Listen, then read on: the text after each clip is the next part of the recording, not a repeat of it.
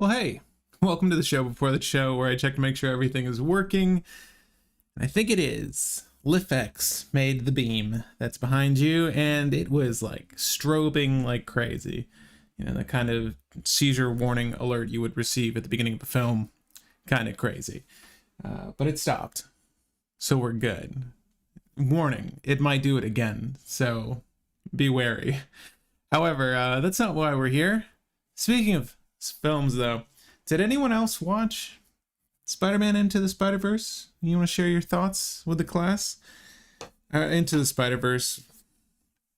Beyond the Spider-Verse, was that the new one? I heard so many good things about it. I watched it the other night, and man, it was really beautifully animated, but I can't say that I love the film. They really blue ball you at the end, I gotta say.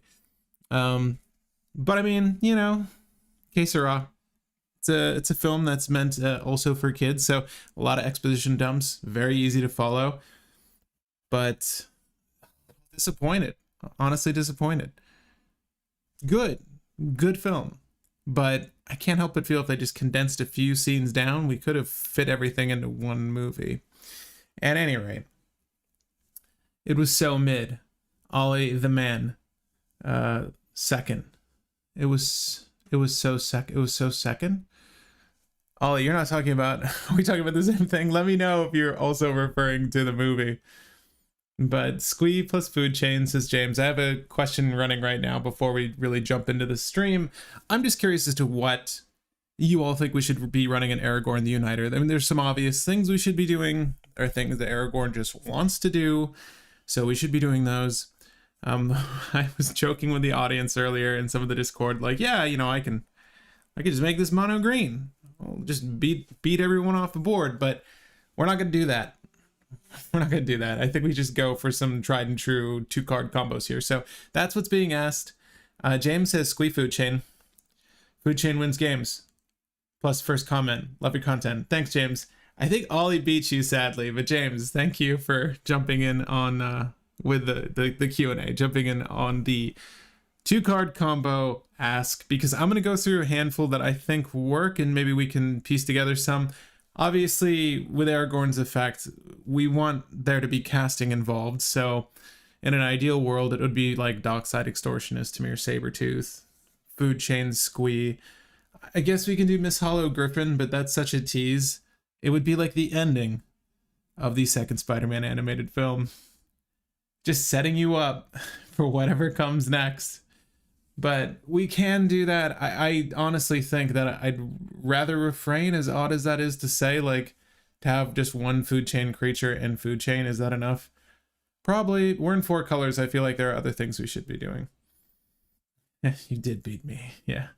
But how are you guys doing? How was your week so far? I know 4 p.m. might not be the best for some, but for me on Wednesdays with my fiance's job, it's just easier for me to start these early, and then I can hang out with her when she gets back home. So that's why these are at 4. If you want to know the truth behind the live stream setup, or at least my own personal live stream setups, that's why. But hopefully this works into your schedule. These usually run about 2 hours if you're new to the channel and you've never watched a live stream deck tech by myself. They usually take about 2 hours. We need to start from scratch here. I tried to just rip some land bases, and I couldn't find a single cEDH land base out there. Sorry. So we're going to start from scratch and make that up as we go. Everyone, hope you're doing all right. LGG, hey, bye. I'm good. Today's been good. I'm excited for this week. Oh my gosh. I filmed this really long tutorial on how to play One Piece trading card game, which you can see behind us. The addiction's real. Like, I have every single starter and then 4 decks, and I'm signed up for 5 pre-releases of Pillars of Strength, I think is the name of the set that's coming out. So yeah, I'm going to be getting a lot more cards in a week or so. But the idea was to get this how-to video up before that pre-release, because I found the video that Bandai Namco put up is kind of wanton. Like, it's lacking some information. Like, it gets you up to speed on how to go to a pre-release and play, but I didn't feel educated enough to make sound decisions. where my video will hopefully be a little bit more informative and hopefully useful for folks that want to jump into the game. It's also from the perspective of a Magic player. So basically, we're just sharing jargon between the two games. There are a lot of clear one-to-ones, so it's easier to just say this thing is summoning sick or so on and so forth. Hopefully it turns out good. I mean, there's hours of footage, and I think the video is going to be, gosh, maybe 7 or 8 minutes. In truth, shorter. I knew, and I was so reluctant to get to it. I'm like, I just know there's gonna be a pain in the butt to shoot, but I did it. Hopefully it's good. We'll see. I think it'll be a step above the average tutorial. Like I'll say that. I think it's gonna be good visually. I don't know if I was concise enough with my descriptives, but I took a hot minute on that script too. At any rate, if you don't play One Piece or you have no interest in it, that's fine. But for anyone else that does come to the channel to watch it, I hope it's evergreen long enough and that it does help you make better decisions, because my first pre-release I got crushed. I'm hoping to win every pre-release I enter this go-around though. Very excited. It's 9 p.m. where I am. Oh, Nathan. Thanks. Okay, so 4 p.m. is great. That's good. Slash human soldier tribal. Let's do soldier tribal. Is Aragorn making soldiers? Is that technically what they are? I think so, right? Human white human soldiers. Yeah, let's go. And then just Concordant Crossroads or any other equivalent like the red one, Mass Hysteria. We could do that. We don't have to stick with the 1CMC ones. We can go even higher if there's other ones.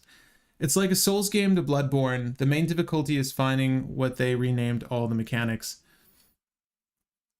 You know what's weird? I feel like, don't get me wrong, I feel like the genre, from Software, they deserve, for games to be likened to their style, right? Like Metroidvania. We use these terms to just very quickly reference the style of game, but I have to say, Souls-like games, they've been around since before Demon's Souls. So it's just odd that that's the name we all gravitated towards. I think it's the one that helped popularize the formula. But I definitely remember playing games that were similar in tone. If not, you die, you need to go back, collect your souls. And like that whole shtick is mostly unique. But yeah, I get what you're saying. Anointed Procession. Anointed Procession combo? Maybe. Aragorn mono red tribal. Nathan has the right idea. Noting that, we're just going to be hitting opponents for massive damage when we do go mono. Well, the thing is, we can go mono red tribal because Dockside makes treasures, and red is kind of the color of treasures now. Like, there's so many ways to generate treasures off of red cards. So, Stormkiln Artists, we can use that. A series of cards to just make treasures and win the game. Actually, there might even be a combo with Stormkiln Artist for us to use, right? It's the mage. I swear, we'll look at my screen collectively in a second, but whenever you cast or copy an insert sorcery spell, create a treasure token. So yeah, I mean, I don't see why we couldn't do something. I feel like mono red might be the most viable Aragorn, but we should probably stick to using all the colors. Give me 1 second. I'm gonna grab this little thing over here. Here. Check this out. Bam. Okay. That's really all I bought this thing for, just to switch between screens for you all. My hair looks crazy. I'm sorry for this. Soft definitely perfected the design though. Difficult games were basically making everything impossible to hit or kill before. They managed to make difficulty enjoyable. Right. Aren't they doing, is it Front Mission? Is that the name of their... I remember playing the Front Mission series like ages ago, and it was like a grid-based strategy game, but that's not... Is that what they're working on? Is that their game? Or is it something else like Mech Warriors?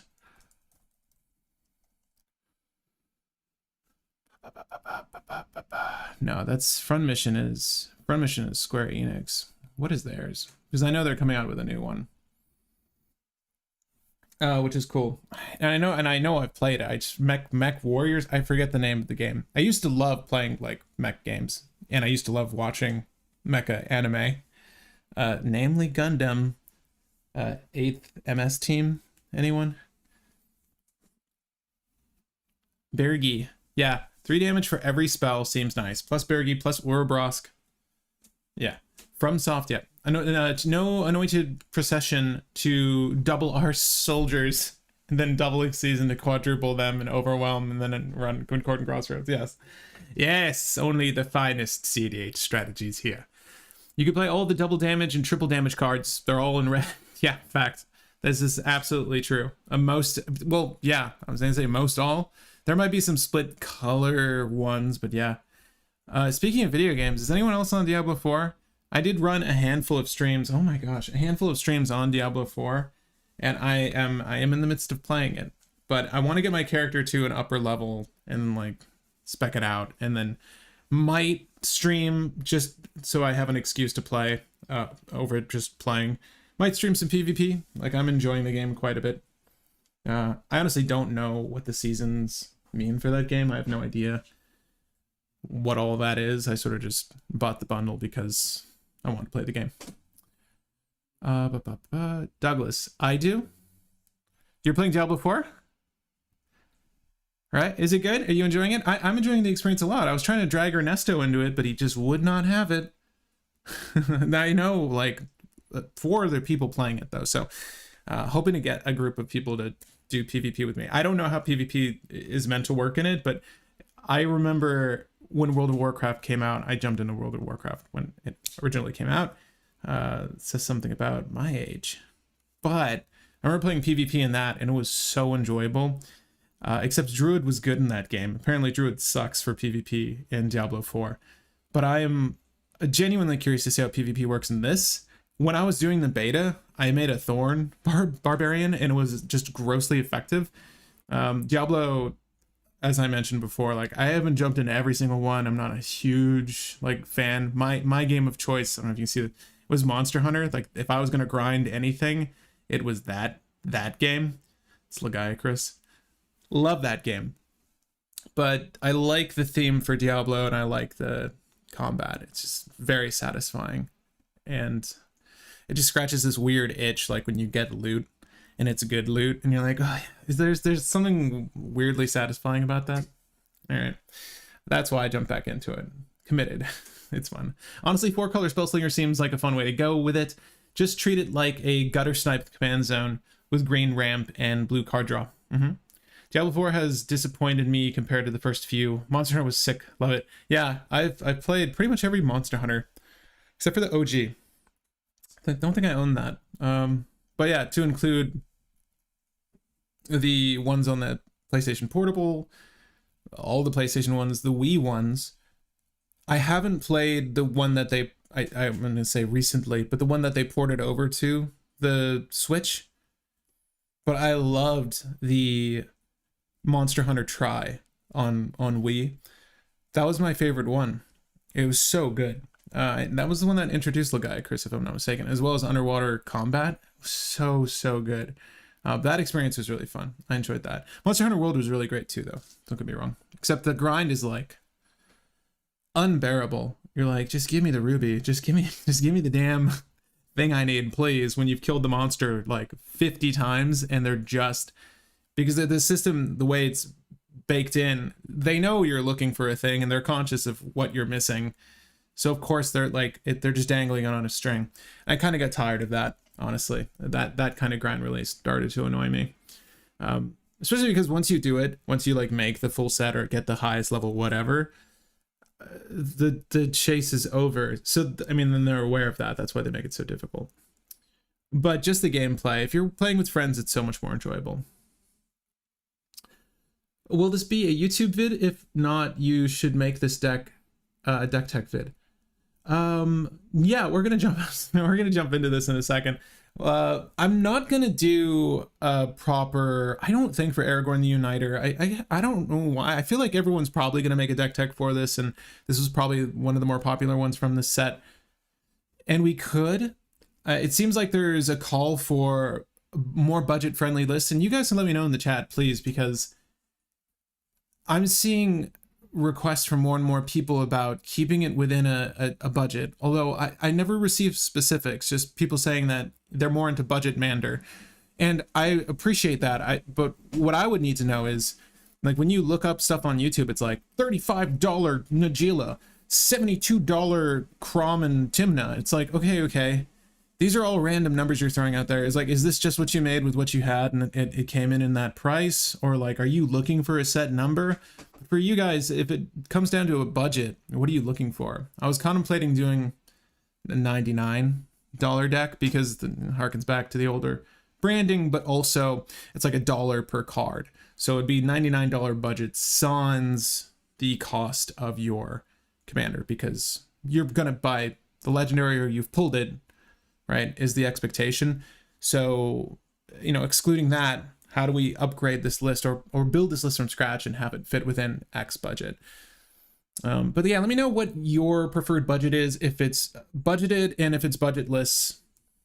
What are you guys looking for? This has sort of been the struggle I've had with Will when it comes to script writing for these, because I want to provide you something that is, topical. You're going to want to look at the newest Aragorn UNITER deck texture, but it can't ever be evergreen, but it offers some information to you on like flex spots or things that can change or matchups. And I'm just trying to hone in on the content I'm not seeing. So that's sort of the struggle, and I think that's why we've sort of refrained from doing deck techs. The upgrade guides to the commander precons are sort of just an odd staple in the community, and that's why we are doing those. I can't say they're like super fun for me, and half the time you kind of want to play the other legendaries in those precons. So I don't know. It's a mix up of making sure I'm doing something that personally interests me, and then also providing you all with something of value. We're not running a Patreon or anything like this on the channel right now, so it's your time that I care about. I don't want to just make you commit to watching something that I'm not proud of or I wouldn't personally enjoy. So yeah, tricky. But yeah, let me know what you're looking for in deck text these days, because I'll try to incorporate that. With these live stream deck texts, though, I mean, obviously the formula is completely different, and it's very fun to just build decks with you guys and shoot the shit, right? Monster Hunter was sick. Love it. Me too. I was also a Monster Hunter kid, planning on getting a Rathalos tattoo. I'll get a Raytheon one. Oh, you should do that, where you do you could do that like that when you do the full-on arm shake with someone, and it's like a Raytheon and a Rathalos like circling each other. Wouldn't that be something? My favorite was Monster Hunter 4 Ultimate on 3DS. I had that one too. I remember playing it everywhere with my cousin. Yeah. $20,000 budget. Right. Yeah. Just everything. $30 budget plus dockside. Okay. I personally proxy all my decks, so budget isn't a concern. I only use budget for power balancing, really. I tend to stick around a $200 budget. Do like a $100 casual version and then a cEDH version. Right, so the one that we contemplated was as Will says he can do it. He said, like, I'll do a $10 and then like a budgetless. And I'm like, well, we sort of landed somewhere there. I'm like, well, let's just do a range. We'll do like a $10, a $50, $100, and then if the sky was the limit, buy the Vampiric Tutor, the Demonic Tutor, the Mana Crypt, whatever to make this as efficient as possible. But let's just make sure we get all the essentials in there first. So it'd be cool, because I don't know, maybe these exist, but I haven't seen one where it was like a deck within a series of ranges, and I think that's better, because that's something you could grow with or strive towards, right? Knowing that if I just spent $30 on this card, but right now this doesn't make sense. I've got kids and all this other stuff I'm dealing with financially. Like, why? I'm not going to spend this much on cardboard, but I'll tuck this stuff aside and buy it later. I think having a range is probably good. Drunk says jank is priceless.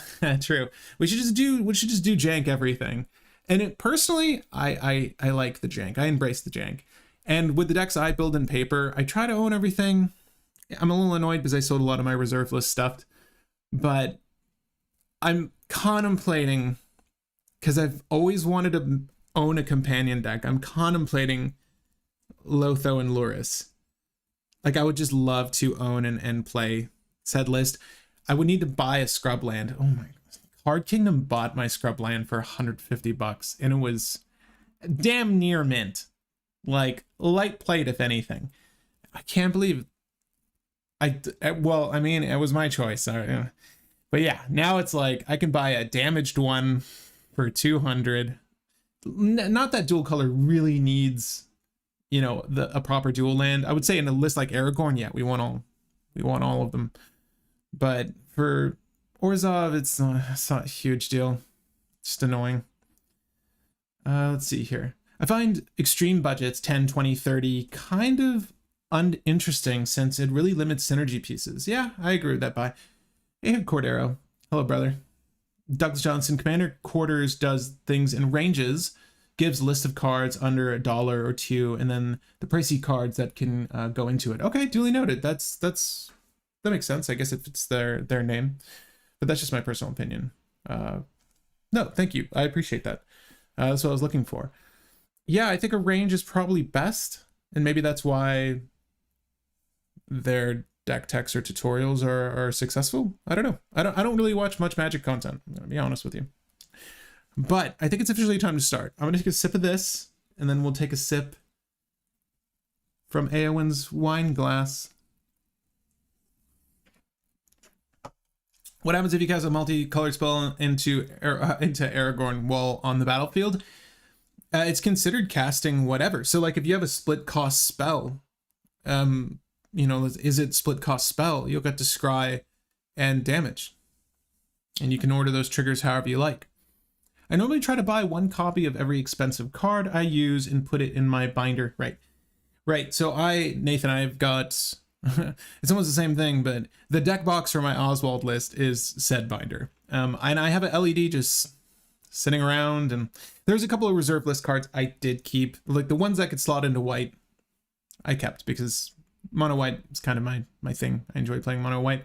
I like the struggle.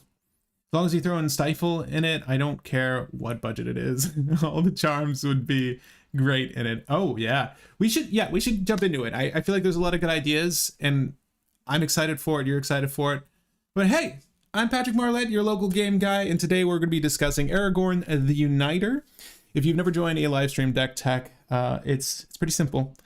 We get to build the deck together. So any input you might have on how to make this a better version of the list, please throw it out there. I'm not perfect. I try to be. Can't get everything right though, so I'm going to use your help to get Aragorn the Uniter to a place where we all find him to be the most efficient and acceptable within our budget.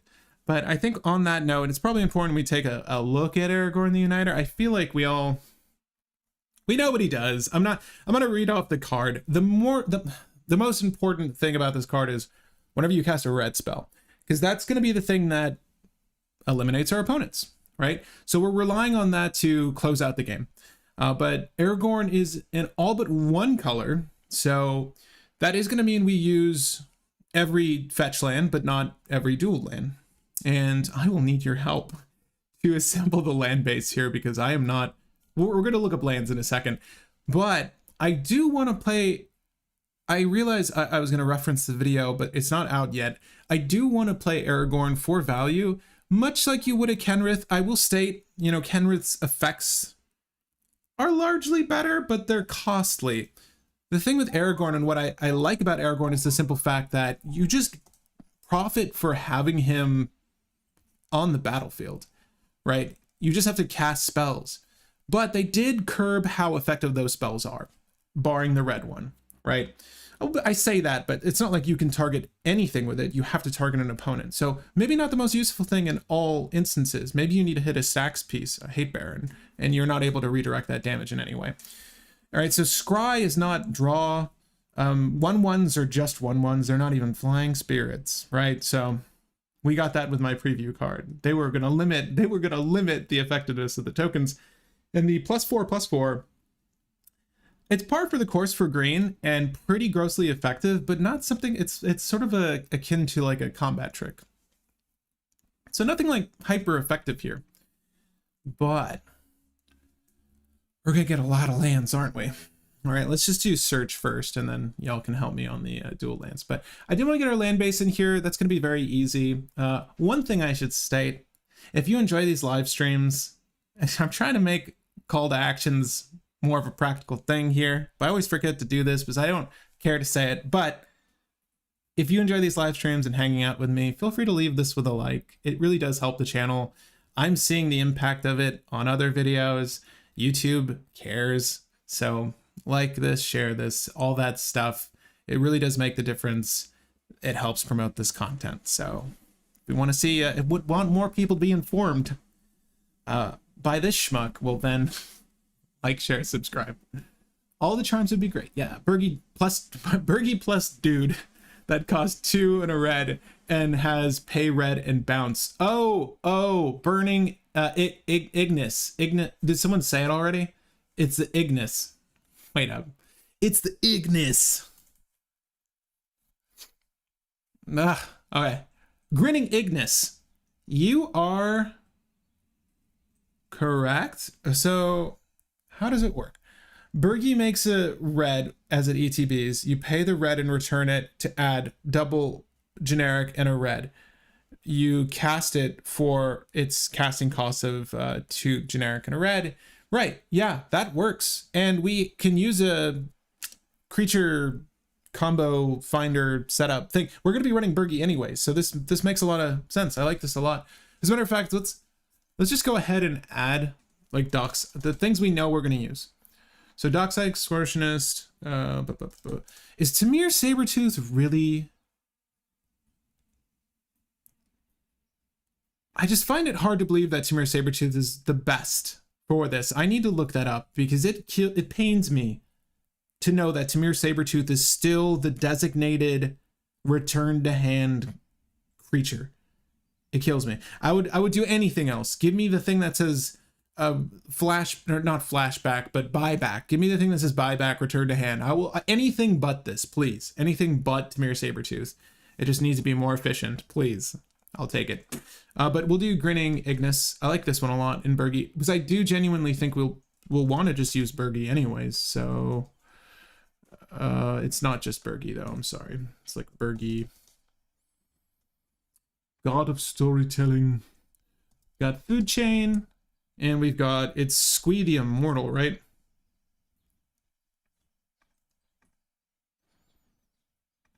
I'm pretty sure it's Squee the Immortal. Something Igniter. Yeah. To be honest, I don't play green, so this will be my first green deck. Hey, this is Cordair. Yeah, well, we're not going to incorporate much green, so it'll almost be like you're not playing green. Now, we're going to have Veil of Summer. And we'll have Assassin's Trophy. And we're for sure going to have Abrupt Decay. There's only a handful of green spells that are like absolute must in my opinion. I like Noxious Revival. I'm seeing less and less people use it. I still think Noxious Revival is very good. Like, it's a very good card in my opinion. But you could do a Dragon's Approach with him. You could. We could look at that. That'd be crazy, but we could. Oh, Aragorn Dragons. Stop. we should. What's the theme? Or is it just a blacklist good stuff? Yeah, I mean, it stinks not having the tutors, but yeah. Aragorn Dragons, anyone? Do we want to do that? We can do Dragon's Approach. Yeah, Dragon's Approach is, so just like 50 Dragon's Approaches. Is that the idea? How many is too many? It's right here. It's the Strixhaven tech. Deals 3 damage to each opponent. I mean, we do that ourselves. No. Sorry. No. Let's do at land base, Arid Mesa. I'm just grabbing all of the fetch lands. And you know what? It's sad. I've played this game for years. I don't remember the names of the fetch lands. Just bear with me, okay? I'm sorry. I don't know if we're going to have any basics. Beseiju might be the only tech we use. It's not Who Shelters All, it's Who Endures. Beseiju might be the only tech we use that's green. Not really interested in using anything else. Like, a Guy's Cradle doesn't even sound that good to me here. I don't think we're going to be shooting for a wide board. I mean, I could be dead wrong. Hey, it's probably, people will make the argument that it's always good, but trying to keep it within a certain budget, okay, people? Marsh faults. Marsh flats. And we've got Misty Rainforest. I will look at the comments in a second, I promise. I mentioned the non-basics because I don't know if I want to use Prismatic Vista. Don't know if I want to use it. Wow, that's good. I'm gonna have to get that. Grinning Ignis Bergi, Cloudstone Curio, Cloudstone Curio. Is there a creature-based solution as well, or is that the one? I think we've got I think a majority of the tutors here are going to be creature-based, but I don't mind that. I'm going to take Tamir Sabertooth. I hate Tamir Sabertooth. I ain't gonna lie. I don't like Tamir Sabertooth. Hate the fact that I still got to use it. You know, people talk about power creep. Where's my better Tamir Sabertooth? Point to that, and then I'll believe what you're saying. Should we do what's that card? It's called Underworld Breach. Do we want to do that? I mean, it's probably a win, right? Yeah. I honestly think, because what that's going to set up for us, because we have a payoff in the command zone, is that if we did the,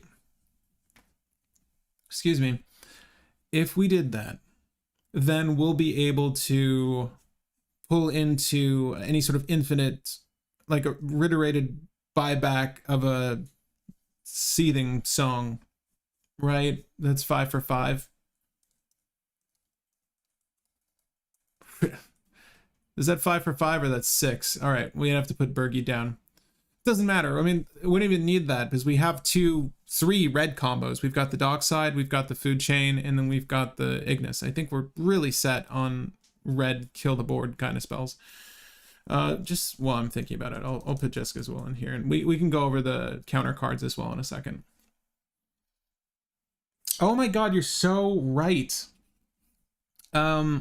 This is so weird. Bai just made the obvious statement that despite my desire to incorporate green into this deck, there's no way we can use a Calling Ritual or Assassin's Trophy or an Abrupt Decay. So I take those out now. We can use the Noxious Revival, obviously, in the Veil of Summer, so we will stick with those. Thank you so much. This is why I do these live. Got someone hold me accountable. Felidar Guardian puts it back onto the battlefield, though, right? Like, we're not going to be able to cast that way. Worldly Tutor to set up a creature combo. Yeah, Worldly Tutor. I think Worldly Tutor makes sense. Boros Charm, Rakdos Charm, Trace of Abundance, Eladamri's Call. I'll do Eladamri's Call just now. I'll get some of the obvious tutors out of the way. Give me your favorite counterspells, or the counterspells you want to see in this list. Jetmir and Jenny Faye make Go Wide strong.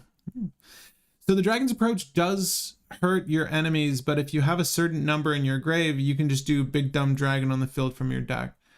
We're really on the Dragon's Approach. We really want this, huh? All right, I remember there's another end to this card. I've just never done it. I don't know if slapping a big dragon on the... Wow, they're $2.60. Is that true? People are doing this? Man, that's crazy. What format is Dragon's Approach used in? Let me know. I'm curious to find out why it's over $2. I'm sure there's got to be a format for it, right? Otherwise, it wouldn't be $2 for a common. That's insane. Dovin's Veto. Cool. Not Shill, but Moxfield doesn't have these issues since it won't let you add non-legal cards. There's a thing in here that you could skip validation. But I think if I tried to make it, it doesn't matter. It doesn't matter. Just be a better deck builder. Pat, talking to myself here. Dovin's Veto, sure. I'm gonna put a Miscast. I'm gonna put a Spell Snare. I'm gonna put a Swan Song. I'm gonna put a Flusterstorm. Is Flusterstorm 2 words? I don't know. Let's look. I'm just putting in a handful of counters here. We're going to do Fierce Guardianship. Now, so that's the thing, though. Like, we're going to want to play him for value, right? Like, are we? If we do, then I'll want, you know, all of this stuff. The Deflecting Swat, that Force of Will. Force of Negation is good, man. The exiling of the thing is really, really tedious. Did I add Mindbreak Trap? I like the suggestion. It's good. Mindbreak Trap should have seen more play for years. I like that people are on it now. I don't know what compelled individuals to start running Mindbreak Trap, but thank you, whatever that force was. Kiki Jiki combo. It's a little too costly. I'd rather do the Bergi thing.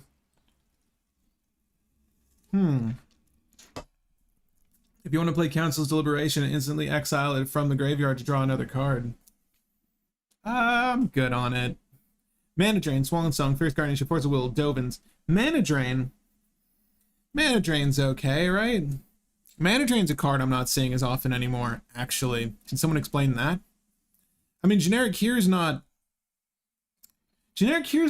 great for Aragorn. Is Generic Here great for anything else? Yeah, it still is. Like your Court of Calling kind of effects. I don't know if we're on Court of Calling, though.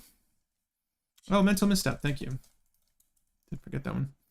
In Commander, if you use a ton of mana value reduction, you cast it technically for free with Bergi while wheeling for your other Dragon's approaches. Ah, I see. Eldritch Evolution to tutor Dockside. You know, it's funny because it's true. Yeah. You can do the new red copy spell for some pretty gnarly... What is it called again?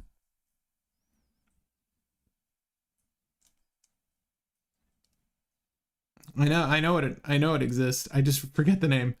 I still play Mana Drain. That's good. Tybalt's Trickery, both a counter spell and a red spell for a 3 damage. I'd probably skip Trickery here just because we're... You know what? I like Stifle a lot, and it's one of those cards that I will endorse by running it because it should be played more. It would stop a lot of stuff. People desire to stop those things, but people don't desire to stop those things enough. So I'm with you. Stifle. We can do Ragavan. More important than Ragavan, though, crazy to say. What are all the hierarchs? I don't have my land base yet. We still need to get the land base, by the way. What is it? No, I just don't know how to spell. I don't know how to spell. Oh my god, yeah, no. Ignoble Hierarch. Is it just these two? Are these the only ones? We can't even run that one?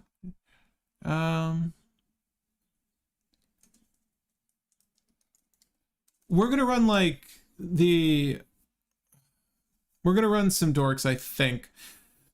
Playing Food Chain, it does behoove you to run a few creatures to just get the ball rolling on that strategy quicker. We'll put Noble Hierarch, Birds of Paradise. Like normally I'm not onto these dorks, but here I think it's good. And any other like multicolored ones you can think of, like Bloom Tender is pretty cool. Bloom Tender is really good when our commander's out, but I'm not sure it's absolutely necessary. I'm looking for 1 CMC ones. We'll put our fast mana in a second. Did I already put birds in? Yeah. Okay. Perhaps Noble Birds. Gamble is, yeah, I'll put Gamble in now. We're not on tutors yet, but I'm just putting anything you guys suggest that makes total sense, like Rhystic Study. Yeah. And Mystic Remora. Mystic Remora. Arguably the best card in the game. Yeah, I'm serious. It's so good. You may as well add the best treasure producers too. We have Dockside in. Is that what you mean? Did you add Mystic Remora and Rhystic? I just did. Legend, not yet. So yeah, we are starting from scratch. Like we literally need to do our land base still. So let me go back.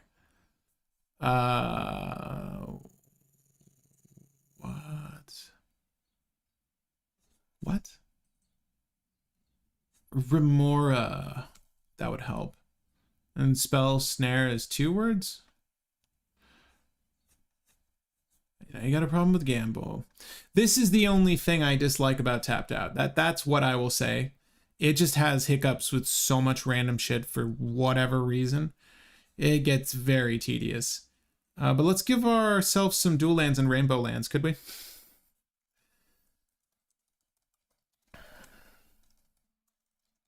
Command tower. I don't know why I'm having so many brain farts. City of Brass. This is weird. I don't know if I want Ancient Tomb. We don't have the deck yet, but maybe Ancient Tomb for like the Cloudstone. I don't know. Like, it's not going to help cast our commander, and that's fine. It doesn't have to, but hey, Blood. Oh, I'm late. What's up, Pat? I'm kind of early. I feel like I've been starting around 5, and I just decided to start around 4 today. Thanks for swinging by. Esper Sentinel, yeah. Esper Sentinel's good. It's good. I've played it a lot recently, and it's not drawn me much. We finna Dramatic Scepter combo. We could. Do we like the Facebreaker collectively? Whenever one or more creatures you control deals combat damage to a player, create a treasure token.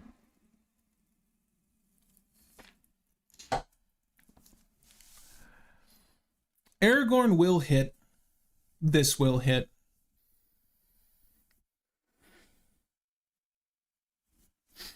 I don't know. I'm gonna wait on the Facebreaker unless you guys also want it.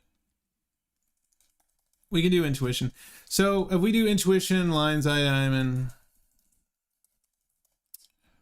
Lion's Eye Diamond, Underworld Breach. We'll just do all the combo-y stuff right now. Just get out of the way. Lion's Eye Diamond, Underworld Breach, Shavines, Reclamation. All right, it's all there. Okay, Brain Freeze. I'm gonna do Brain Freeze as well. Is Brain Freeze one word? No, it is not. Moxfield has ads. Okay, that is why we're not running it. It's not really superior. I honestly like the layout here. There are some things that they could change about this. I don't know who I would need to talk to. There's just a few things they need to change about this, and it would be perfect in my opinion, but the UI is fine. It's just been the same way for years, and they could really rectify just a few things, and it would be much better. Some fun multicolored hybrid cards to use. Judge's Familiar. I like Manamorphose. I mean, I like Manamorphose for mana fixing, and then it replaces itself, sure. Nature's Chance, Vexing Shusher, and Wild Canter. Wild Canter is the one that just sacrifices itself.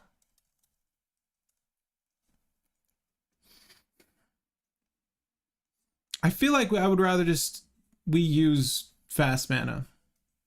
But I see what you're getting at. Like, I know what you mean. Gitaxian Probe is not in, but Noxious Revival is in. I will put Git Probe in. I know it might be too slow for cEDH, but I personally love Goldspan Dragon. It boosts strength of a lot of miscellaneous cards, gives massive burst of mana. I don't dislike it, but you are right. It is a little slow. Mana Confluence as a land. I already got Mana Confluence. I've got City of Brass, Command Tower, Mana Confluence. I just need dual lands, people. Okay, let me just think. Volcanic Island. Tundra. Stomping. Well, I want to do the shock lands too. I know how to look those up though. The Taiga. It's hard. I keep thinking of the black ones. I'm trying not to think of the ones that incorporate black. Volcanic Island, Tundra, Taiga, Underground Sea is black. We need the Simic one. Simic one. Savannah. Okay, that's a good one. That's a good one. Savannah. Can you guess the rest of them? This is a fun game, isn't it? I hate doing this. Here, we're going to do well,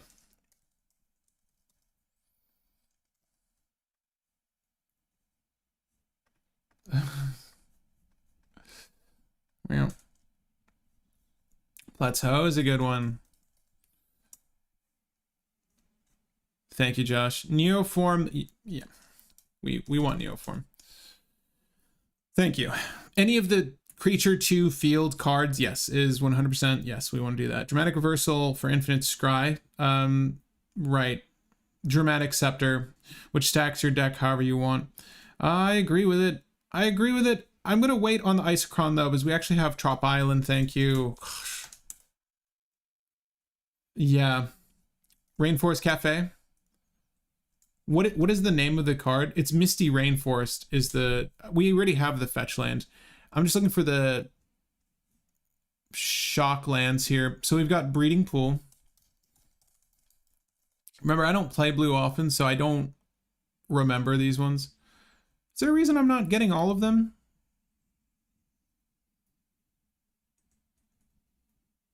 Am I crazy? Is this all of them? All right, well, let's go through it. Passeju shelters a hollowed fountain. It feels like not a lot, but I guess that's true. Sacred Foundry. I'm so used to playing the black dual lands and stuff that those are the ones I really remember. Steam Vents.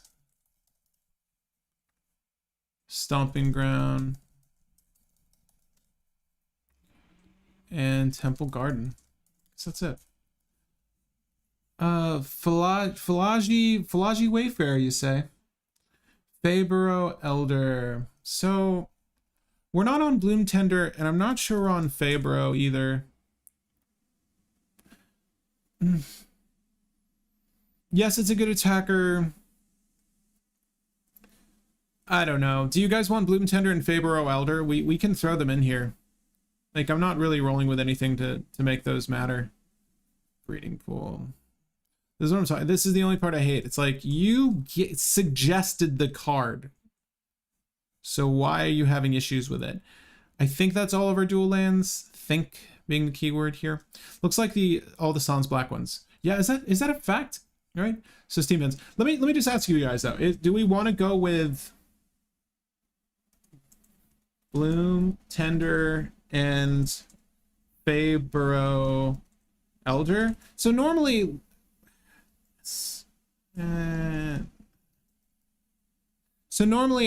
when you see a food chain list, I do like low end creatures to help, like when you just hard cast the food chain, help you pull into the actual food chain creature. So I just feel like it's a little unnecessary on those. I just want the 1 CMC ones, like our newest one, Delighted Halfling. Like, I'll put a Delighted Halfling in here. Right. I also want to do Prismatic Vista now officially, because I will put an island in, and I will put I don't know what the other most important color for this list is right now. I couldn't honestly tell you. So I'll just put a plains, I'll put a forest, and I'll put a mountain. And then once we know what colors we need pips for, the Prismatic Vista can search for that, right? But that's going to be over 30 lands now. And I wouldn't say we wanted over 30 lands for this deck. I'm kind of 50-50 on Elder and Tender. Yeah, maybe just Bloom Tender. 3 CMC is a lot. Yeah, because when we're in 4 colors, honestly, we can do a lot. We can do a whole lot.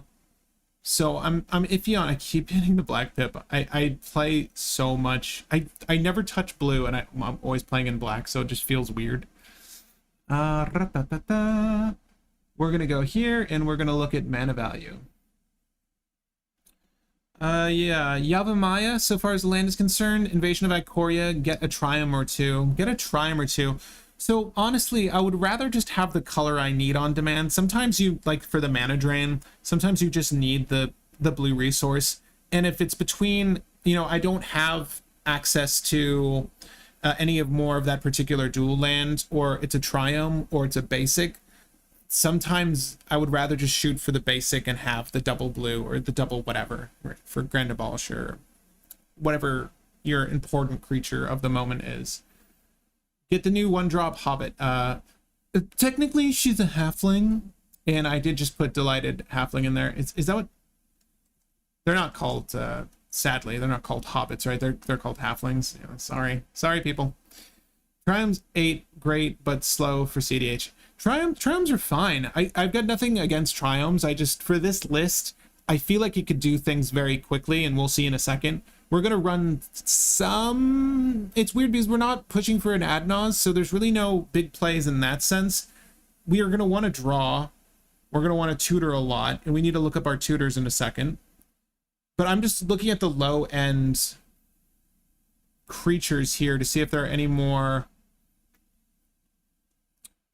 1-drops we should be leveraging. I don't think there are. Right. Just the halfling. I love Tinderwall, but I can't say Tinderwall is really essential here. Not really. No. Burning Tree Emissary is kind of cute. +4/+4, hit a thing. Huh, wait up. I mean, she technically works, Burning Tree Emissary, excuse me, technically works with our Cloudstone Curio line of play. So, sorry, it's not fully on the screen for you guys. Do we want to do Burning Tree in here just for color fixing and then triggers? I say color fixing, I'm sorry, that's not true at all. She just is a lead in for Food Chain, but also it is infinite outlet. I like Burning Tree Emissary here a lot, actually. Burning Tree Emissary. Also, any creature that ETBs and does the thing, like there's the Priest, right? Priest of Urabrosk. Priest of Urabrosk enters the battlefield, add 3 mana to your mana pool. Technically, we could just do Cloudstone. It's another creature though, right? So we would need to do... Well, that's actually convoluted, isn't it? Yeah, that's no good. There's the Priest of Gix, there's a Priest of Urabrosk. We couldn't do Priest of Urabrosk into... There's probably something with Eternal Witness and Cloudstone, but I don't want to think that hard. It shouldn't be that hard for this many colors. Blooded Halfling is in. Hobbits and Halflings are synonymous. Are they Bloodblade? Yeah, they are. Do you like the Archivist of Ogma in cEDH? Yes, I do. I think that we're lacking draw in the command zone, and I can honestly see us using Archivist of Ogma, and I could also see us using Sylvan Library. In any of the other staple draw utilities, we have Mystic, Rhystic, Sylvan Library, Esper Sentinel, and I would say that Archivist of Ogma is up there as well. It's a good draw utility. There's a lot of searching going on. Safe Right Quest.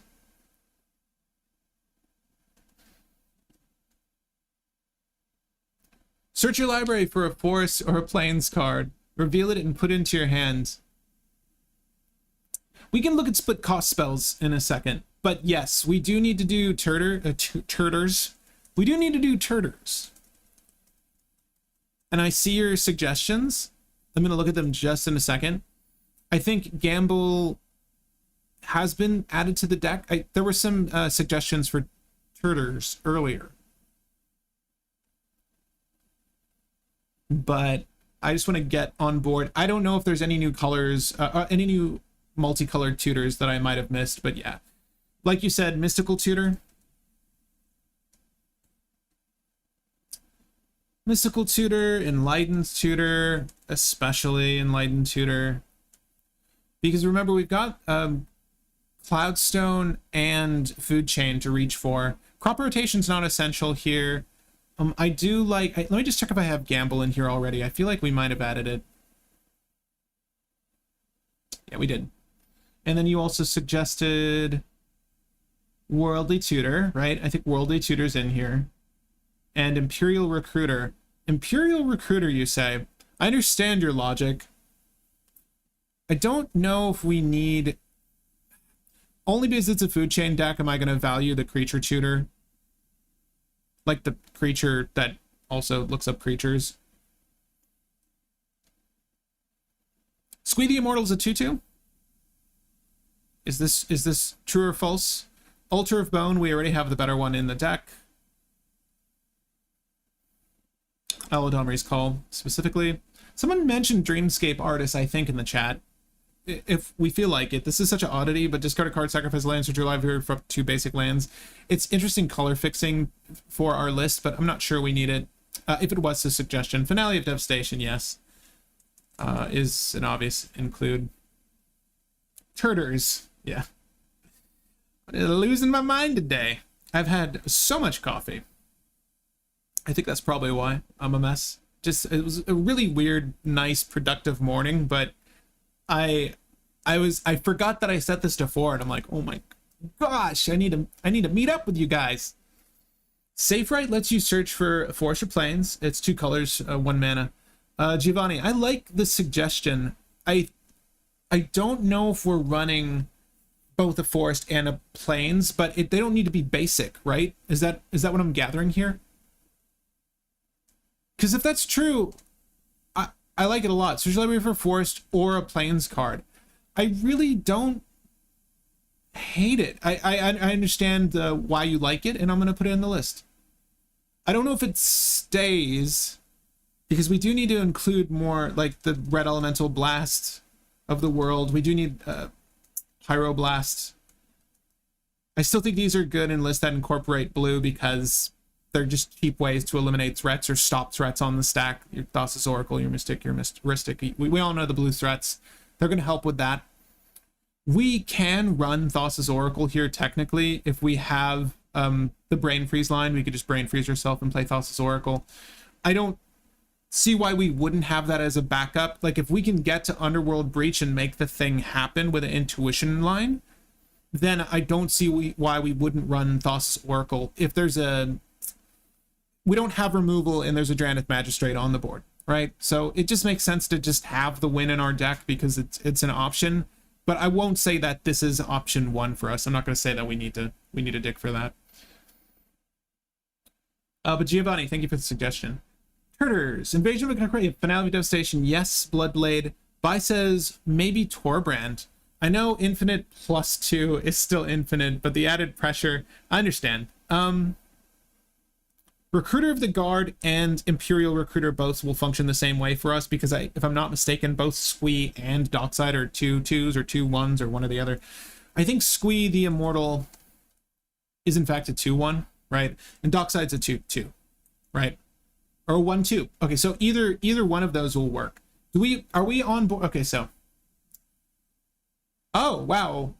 Are we sure wow, okay, so we're yes on Fabro Elder and Bloom Tender. How about this? I'm going to put the Fabro Elder off to the side, but I will put Bloom Tender main.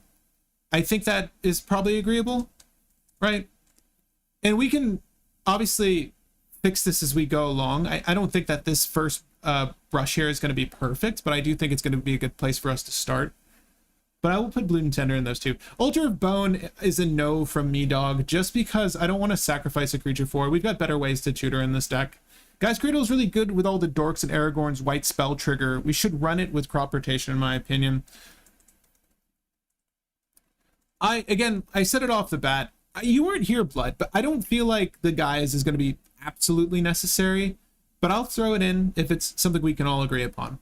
We need some kill spells, and Nathan, I totally agree. I want to use Spiteful. I do actually would love to run the new Spiteful Banditry, right?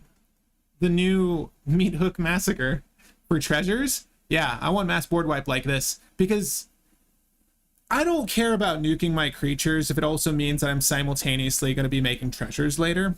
And there's a lot of sack, you know, strategies that happen. We should just run Chain of Vapor, sorry, and Snap. Okay. I'm not a yes on Fabra, honestly. Yeah. Neoform is already in, Giovanni. And by the way, guys, if you want to follow along with the list just to see where we are, feel free to click the link in the description. That'll get you up to speed. We still need to incorporate our removal suite, our fast mana, and honestly, any tutors we're missing. I was just trying to go through and see if there are any that are new that I'm unfamiliar with. I don't think that I've missed any. We've got all the good ones out of the way, if I'm not mistaken. And I don't think there are any sort of Pyre of Hero plays here. I do like Sterling Grove as an option, but I do think it's slow. Although it does functionally give us +4/+4 and a creature. So that's kind of cute, right? Survival of the Fittest is a good card. I'm wondering if Survival of the Fittest is something we want to incorporate. We are lacking black for reanimation, but we do have ways to pull into Dockside. If I'm being honest, like, it's just another thing that puts Dockside in our hand, and if we're going to have Dorks or a Bloom Tender to just discard, I really don't mind it. Transmute Artifacts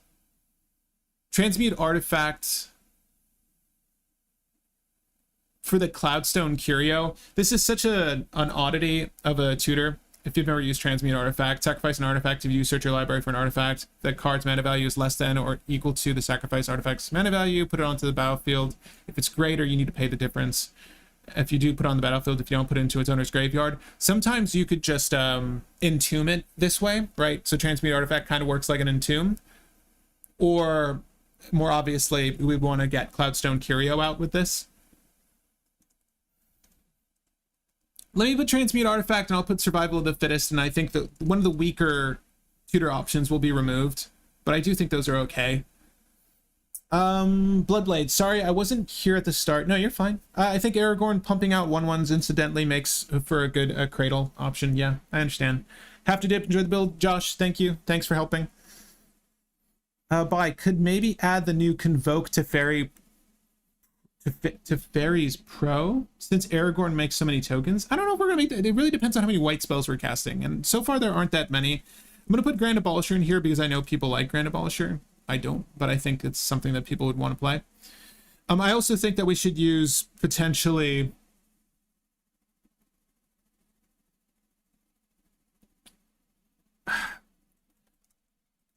Ranger Captain of Eos. It's maybe overplayed in my opinion, but it does have a target here, a couple of targets. Really, it would be like Ragavan, Esper Sentinel, those two.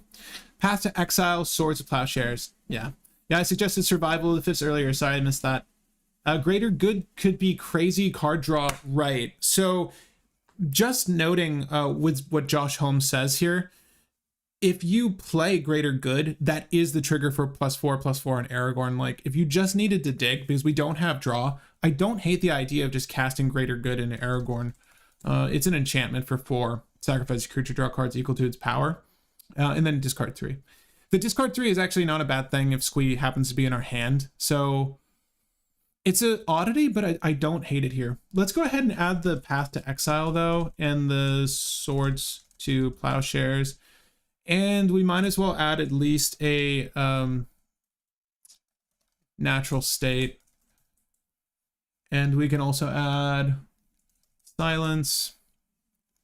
I've added a lot of counterspells already. I wouldn't say it's a complete suite of counterspells, but I do want to add some protection elements and some removal elements. So feel free to suggest your favorites.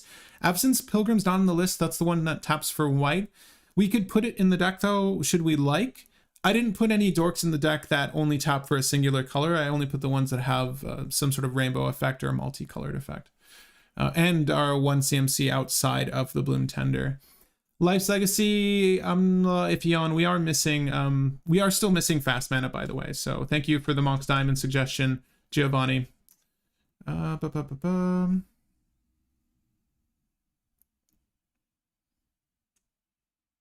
Sunvorture is pretty not bad. I'm sorry, I also noticed your previous comment, Giovanni. This is a weird list for Jeweled Lotus. I'm gonna put Chrome Mox. I'm gonna put Soul Ring. I'm gonna put Mana Crypt. And I might put like Arcane Signet here because our commander's casting cost is so particular. And then we could put like a Felwar Stone. Y'all want to put charms in here, right? I'm down for it. It's they're all called charms, right? I kind of want to read what they do, the multicolored charms. But I love the idea of having these in here. Life's Legacy is better than Greater Good. It's just the simple fact that Greater Good stays on the battlefield. Life's Legacy is sacrificed as additional cost. Greater Good is something that we can use repeatedly for value. And if we have Underworld Breach out, it might be the better option because the discard is not a detriment. You see what I'm saying? Cyclonic Rift is good. It's interesting, and that's another card I'm seeing people come off, which I'm happy to see. I still think Cyclonic Rift is a good card, though. It just does require a lot of the spellcaster, right? And that's there's a concession being made there. It tells me that you believe the game is going to go on that long, and we're not really playing a control list technically, although we are playing a slower list. So I think we should prepare for a grind. So I like Cyclonic Rift. What's our main combo line? Oh my god. Yeah, there's a lot. There's a few. I think you said most of them. There's a few. Nature's Claim. right? I like Beach's claim. I like Natural State just a little bit more. I always have, but we can run both. Probably not a Jeweled Lotus deck, right? Is Aragorn important enough? No, he's not. Sorry, to be frank. Lotus Petal, though, yes. And Lion's Eye Diamond, for the obvious reason that it combos into the deck. Izzet Charm is decent, so is Boros Charm. Veil of Summer, I put in the deck, I think. Yeah, I did put in the deck. But let's go ahead and look over some of our Charm Suite and some of our additional removal. We've added some creature removal. If there's any other removal instance that you want, please let me know. Or if there's any good sorcery speed spells that you would like to incorporate, let me know. Azorius Charm is draw a card, creatures you control gain lifelink until end of turn, and then nah, yeah, that's not very good. We like the Boros Charm though. 4 damage to target player or planeswalker. Permanents you control gain indestructible until end of turn. Target creature gains double strike until end of turn. For pegging a planeswalker, I like it. I don't know if those two other effects are meaningful enough for me. They're not bad. I just don't know if I would really want them.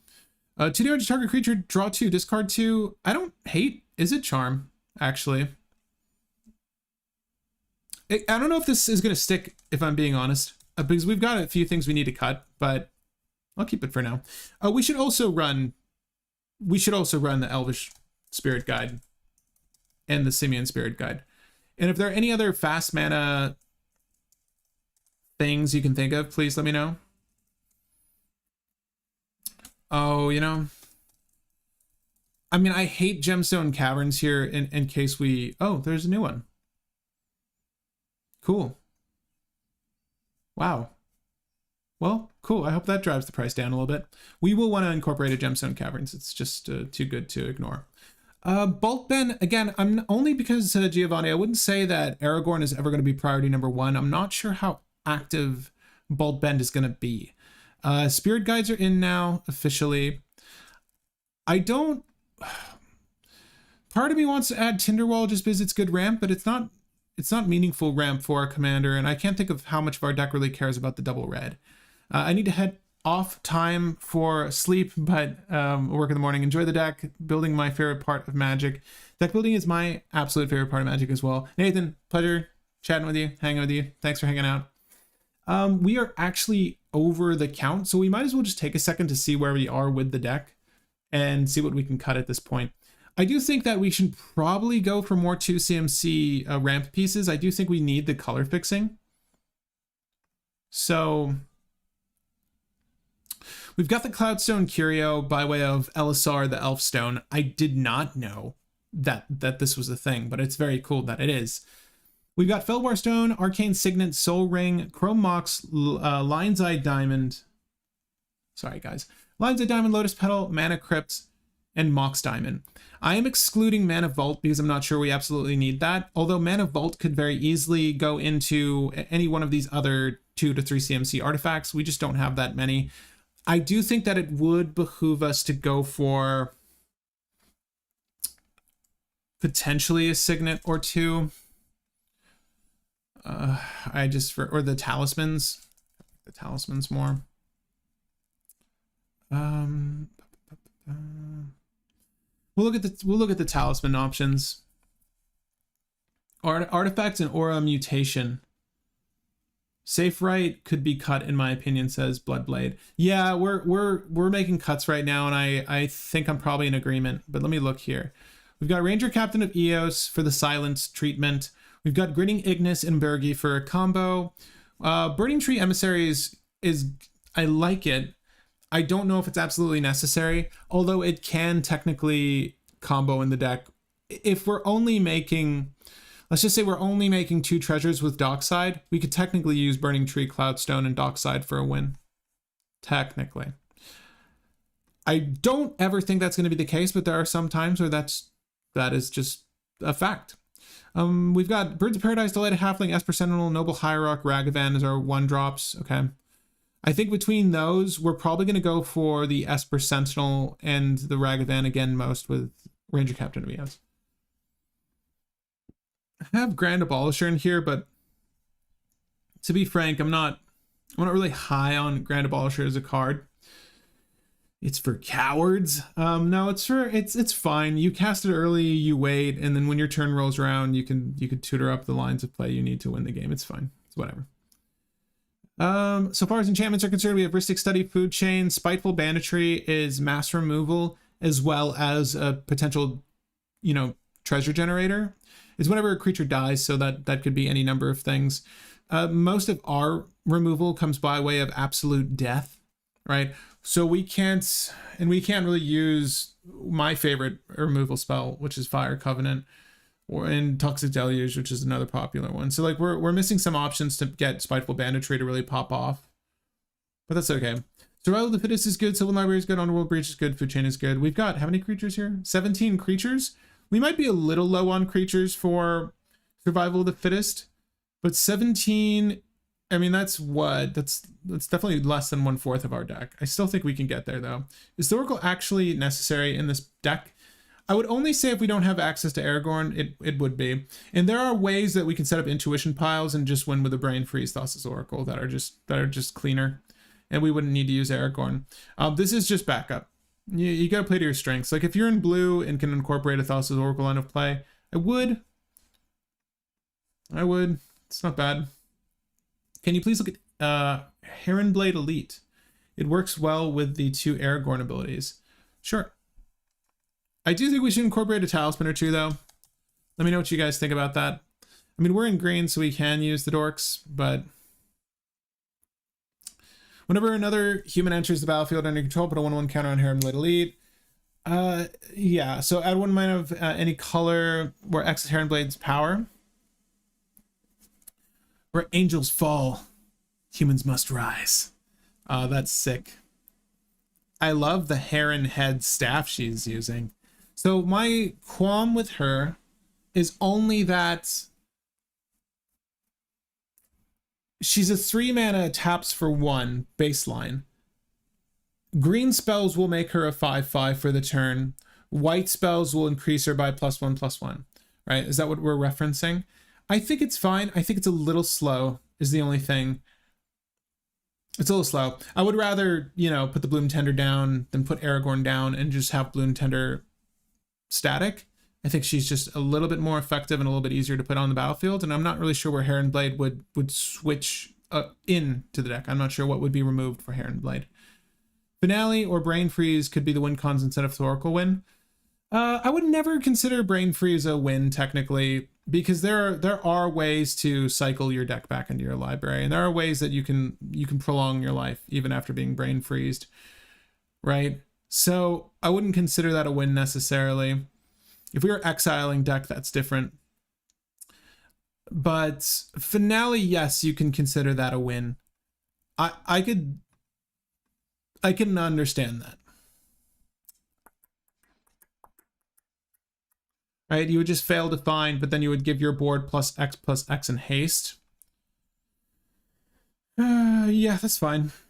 Well, and the only reason I really want to do this is because I don't want to give anyone a Praetor's Grasp option, right? Or a Mnemonic Betrayal option, or you know what I'm saying? Like I don't want to give them an easy way out.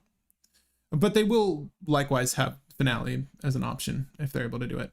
Display of Power, rather. Display of Power is the green removal spell. I think we're good on removal at this point, although I could be persuaded to add more later. Miss Hollow Griffin, I'm fine with. I just want the combo creature that's going to win the game here, sadly. I'm not too concerned about scrying at this point. We've got so many, like, infinite red lines of play in this deck that I'm not too concerned about the scry utility. As a matter of fact, I'm sorry that the camera's been on that side of the screen. It's really... There you go. Yeah, I prefer this for deck building. But yeah, hopefully you guys have a better view of the cards now. Sorry about that.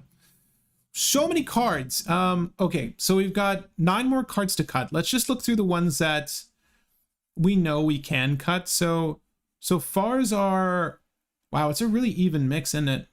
Let's cut some sorceries. We know for a fact that we need to cut at least 4 lands. Okay, so let's start there. So we're at 105 cards if we do that. So we need to cut 5 more cards. Sabine's Wreck is a nope, it stays. Jessica's Will is fine. I'm iffy on Jessica's Will here. I want Transmute Artifact for the Cloudstone Curio, but to be frank, we're not making artifacts off of Aragorn, and we don't have that many artifacts here. We've got Esper Sentinel that makes that 10. It's a little iffy on the Transmute Artifact, despite the fact that I like it for the Cloudstone line. But the thing is, we can just manipulate the Cloudstone elsewise. I think it's nice if we have it. If we don't, then we don't need to shoot for it. And I took out the Safe Right quest. I like it for fixing. I do think that we just are going to rely on our fetch lands, though. And with that, we need to cut one more card, and it's going to come from our instant suite. I do think that all of these should stay, though. These are all good. Neoform, Eldritch Evolution, Finality, Devastation, Gamble, Gitaxian, Probe, Sabine's Reclamation. These seem good. And let me check in with you guys really quick. Sorry if I missed any comments. Is anyone else trying to help cut down cards, or is everyone recommending more cards? You're more than welcome to recommend cards. Honestly, let me just preface by saying, I should have said this in the beginning, totally forgot to, but these are always meant to be a blueprint, right? I'm going to try to condense these down to a playable state, and then I think from here you should take these decks and do with them what you will based on budget or personal interest, right? Maybe you don't want to do a Cloudstone Curio line. You could take that out and put in your Mist Hollow Griffin and just have the Scry utility instead. I think that's totally fair. But yeah, do take this and do with it what you will. You do not need to keep this the way it is. Sort of the beauty of these live streams. Again, it's a collaborative effort, but ultimately, my hand is behind the wheel. Oh, that's right. No Mist Hollows tonight. No, I'm sorry. I was considering it for a hot minute, but after we discussed how many 2-card red play lines there were, it's like, there's just no, it just doesn't make sense. We should just do that, you know? So it's either Aragorn is out and we have the Bergi Ignis line, or Aragorn isn't out and then we do Food Chain, Squee, or Dockside Cloudstone. What I will state, though, is Tamir Sabertooth is looking a lot better now, based off the simple fact that we don't have, outside of Enlightened Tutor, am I wrong? Outside of Enlightened Tutor, we don't have a good way to find Food Chain or Cloudstone Curio. Is that a fact? Hold up.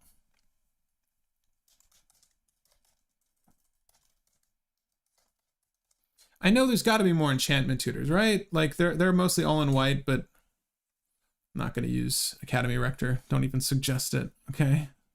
I like Sterling Grove for this. I really do. But there's no other Sterling Grove, and then let's look into artifacts. Artifacts, there's a lot of blue ones. Oh, you know what would be a recommendation is probably Spellseeker, because Spellseeker plays in really well with Food Chain, obviously. But I do want to incorporate Spellseeker. Sorry, Bloodblade, or more recommendation territory here. We do want to use Spellseeker. I don't think we use Reckless Handling. Is there not just a 2 CMC? Is it Fabricate? Is that really the best one?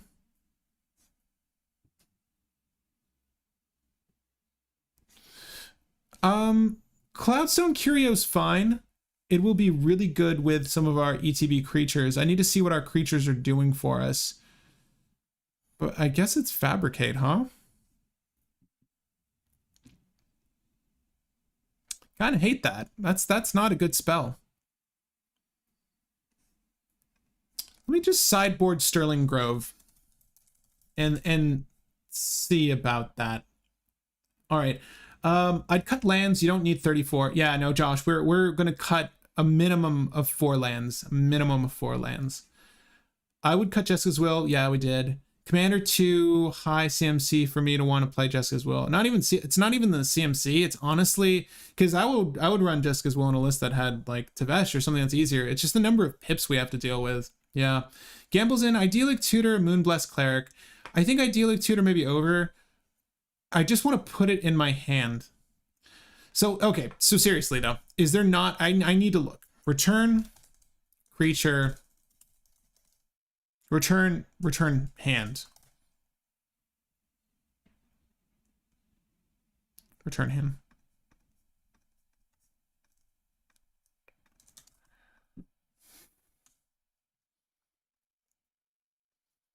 Okay. There's the improvised one that brings the artifact straight to the battlefield. If you can remember the name, let me know. Giovanni with Vexing Shisher. This is a Gruul goblin that makes it so spells can't be countered on the stack.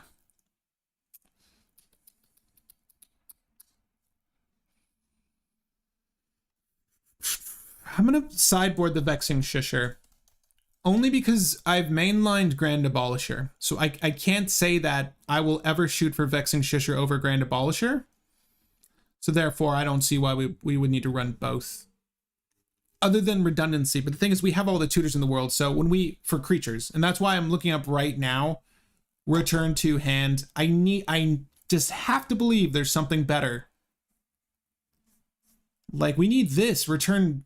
We need something that returns as low to the ground, returns a creature to the hand that isn't Tamir Sabertooth. Please, anything but Tamir Sabertooth. Okay.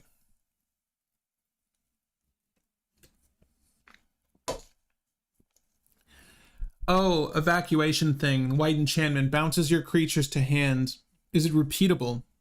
And is it a creature? Whenever Horned Kavu comes into play, return a red or green creature you control to its owner's hand. You know what's kind of cool about Horned Kavu? I love it for ETB effects, but like in this deck, it's not going to be totally useful. I'd run Nature's Lore in 3 visits over 2 color mana rocks.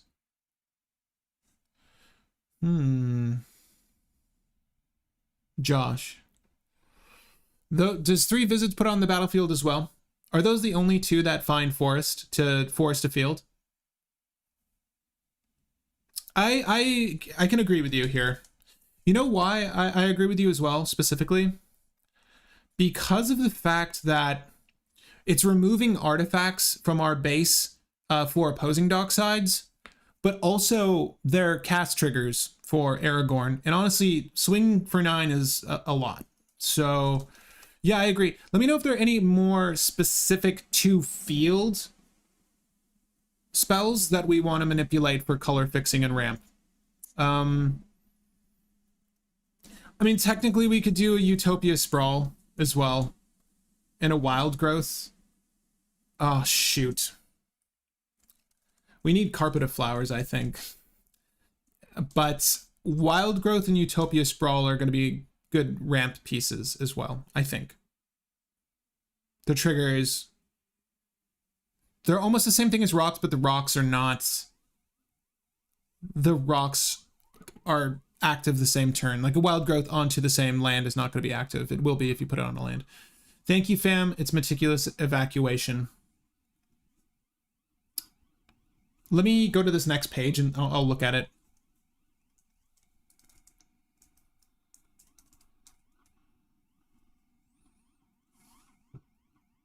Excavation. Return target permanent you control in its owner's hand.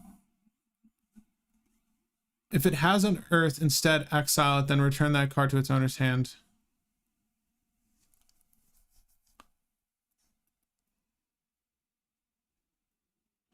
My issue is it's not a creature.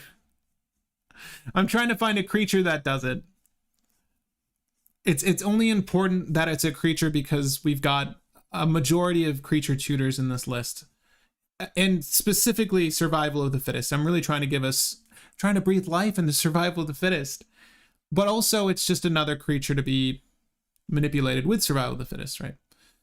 Technically we could do a Baron Master Wizard, but I wouldn't say that this is any better than Tamir, because this only specifically works with Dockside.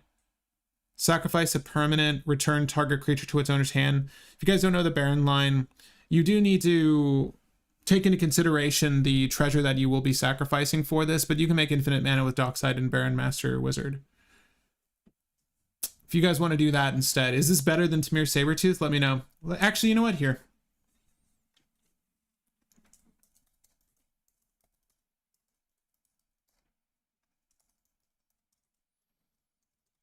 You know what's funny? We could even run Time of Need if we wanted. And we could technically use MEL for infinite mana, but that doesn't like win us the game. Then there you go, Bloodblade just suggested it. There's MEL too, but I think it only works with Dockside. Right, but the issue is it's flickering. It's like it's bouncing it in and out of play. So which one? So okay, okay, I think I know my feelings already. I don't want to sway you, but I'll tell you which one I think is better. But so for Dockside Extortionist Loops, would you rather Tamir Sabertooth or Baron Master Wizard? And I'll go with whatever you guys say, but I do have my opinion. And I think that's really it. I really do think that's it. That is frustrating. Power creep's not real. It's not real. Because after all these years, they haven't made a better Tamir Sabertooth. I just choose not to believe this.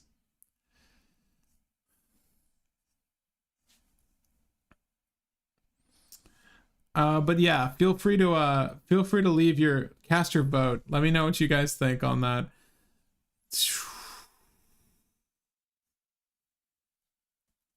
Selkie Hedge Mage. No, it's not it. Okay. Traces of Abundance. Trace of Abundance, excuse me.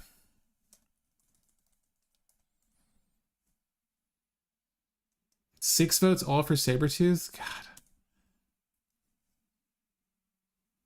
Wow, that's kind of ridiculous. Enchanted Land has Shroud. Enchanted Land is tapped for mana. Its controller adds 1 mana of any color. Yeah, it's flexible. That's an interesting one. I gotta say, the only reason I'm favoring Utopia, Sprawl, and Wild Growths is the fact that they're just 1 CMC, so it's a little bit quicker for us. But I don't hate that, honestly. That's really cool. I'll put that on the sideboard so people are aware of it, but I'm not sure it's gonna go main board for us here.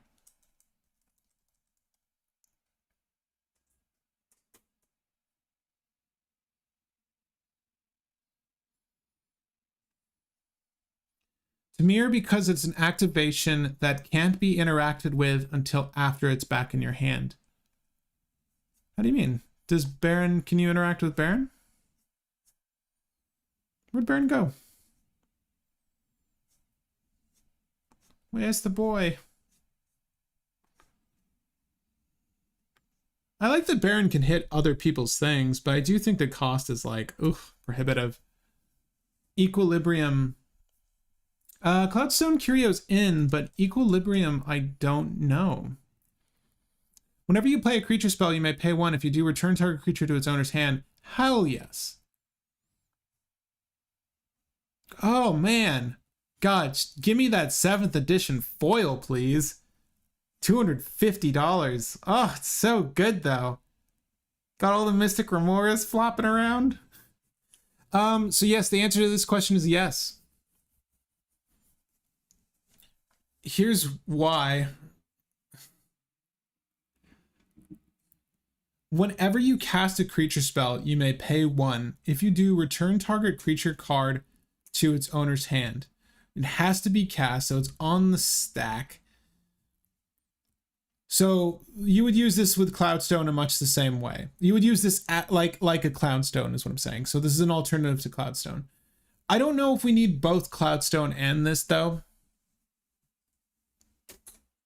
I like it a lot though. Schmaltz. I like it a lot. Let me, that's such a sweet card. Damn, I didn't even know that existed. I love that so much. But let's go ahead and just save out. I think we've got enough to work with here to just start testing this deck. We do need to cut a lot more though. And we're gonna cut our lands first. Let me just get this out of the way. So I'm not gonna lie, I don't think we need Guy's Cradle. I know I'm crazy. I know I'm crazy for saying that. And honestly, the Ancient Tomb is looking pretty bad. I'm trying to count the number of things that actually care about it.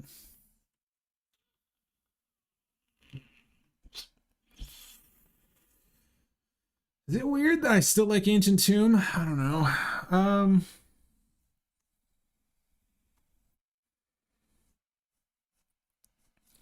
Honestly, I like the one of each basic still, but not that much. I'm gonna get rid of we got a lot of green. Wow. I'm going to get rid of a plains and I'm going to get rid of a mountain here.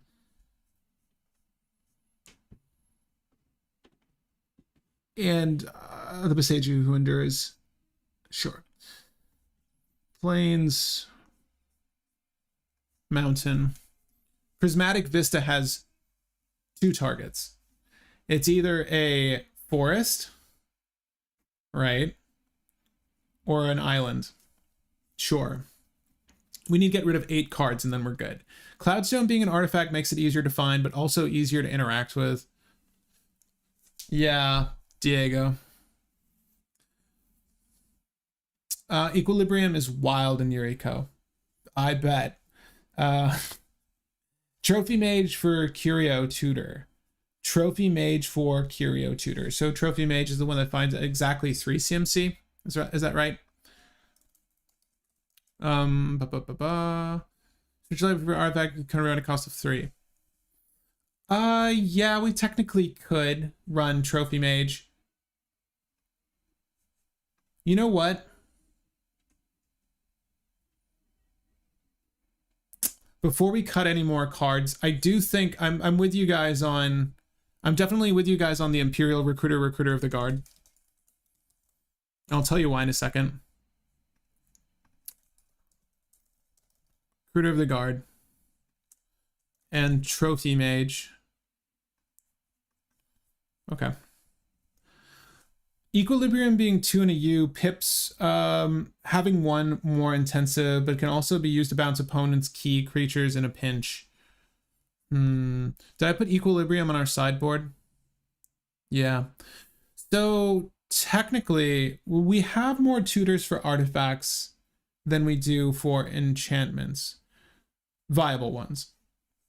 But right now, we're not manipulating that many. The only ones I want to incorporate are the creature-based ones, because we've got plenty of ways to find our creatures. Although I will say, though, Food Chain, it might behoove us to just run the damn 2 generic and a white Idyllic Tutor. I don't really like that card. Ranger Cap is in, but it's almost just there for the additional silence, and it's not good enough. So it's coming out. I do want to take out the Felwar Stone and the Arcane Signet. I'm not sure the Soul Ring has that much play, but it will work to play out these newer editions, so I don't mind them. Hey, Ripkus. But yeah, Schmalls, that the Ranger Captain was in as just the utility for a silence effect, as well as giving us an added utility in Esper Sentinel or some sort of draw effect. Or some sort of draw effect, and or some sort of Ragavan, I should say. Bloom Tender's in as a requested card. I can say, though, that it's not going to tap for too much by and large. A majority of our 1-drops, are really practically going to be green. I kind of just want to take Bloom Tender out. I don't feel like it's going to get much play here. We need to cut 7 cards.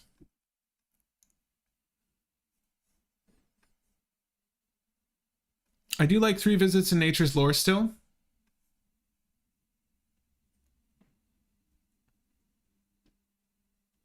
I do like them a lot. Food Chain, Rhystic, Spiteful Banditry, Survival of the Fittest, Sylvan Library, Underworld Breach, Carpet Flowers, Mystic Remora, Utopia Sprawl, Wild Growth. I like all of these too. With 4 colors and no colorless in your commander CMC, would you reconsider cards like Ancient Tomb and Soul Ring? I am now, frankly, because the generic costs are not bad. Like Ancient Tomb and Soul Ring are still going to help us put down Bergie, Elvish Spirit, Grinning Ignis to start the line of play, Imperial Recruiter of the Guard. Like, it's still going to help with the Spell Seekers of the world. I've never seen that one before. So by no means are they bad. And they can also split the difference in cards that have one, a Soul Ring and a Plains to cast Archivist of Ogma and letting the generic float is fine. There's no more mana burn to worry about. But it's not ideal or optimizing those lands. But I don't think it's bad. It's also commander tax, provided we played out Aragorn earlier and someone stops it. So I'll keep those two. Soul Ring's usually never bad. If I have to hard cast a Force of Will, I can. Okay, so time to cut some instant speed spells. This is the part of our journey that's going to be most difficult for me because I can't tell you with certainty which ones we don't really want because these are all quite good. All of our sorcery speed spells are essential. We're down to 30 lands and I want to keep it at 30 lands. All of our enchantments are essential. All of our creatures are essential. I want the draw utility in Archivist. I want the Tutor and Spellseeker. There are Spellseeker lines of play with Cloudstone. Unnecessary with Aragorn, but you know what I'm saying. All right, so what do you guys want to cut instant speed wise? I don't think we're going to incorporate Tamir Sabertooth. I don't, but... And I say that only because I would rather we get to Trophy Mage and just find Cloudstone Curio and then use Survival to like pitch a Simian Spirit Guide to get our Dockside that way and just have the card to play out. Pyro and red, Ellie with blue. Yeah, you know what's funny? Pyroblast and Red Elemental Blast are still good when you're in blue because they'll destroy blue permanents as well. Or counter them. So like sometimes you just need to get rid of the Rhystic Study before you go off on your turn. And they're good for that. Like you're not always going to have the one silence effect that we're running. I do want to say that we probably don't need as much removal as we have. I would rather have the counter effects. So I'll take out, not swords, but I will take out Path. I still like Pyro and red in this situation. They're still just equally playable. Miscast, Flusterstorm, Mental Misstep, Crop Rotation. Crop Rotation's a no now. We don't need it. Blue's falling out with Rocco and Winota running around. Gotcha. Yeah, they're still viable, the red and Pyro. I mean, you can maybe take out one, but I still don't even want to do that. Snap is very good for giving us a color fixing as well as giving us another Dockside activation, another Dockside trigger. Just throw Kinnan in, the deck will be fine. Do you mean that? Do you guys want Kinnan?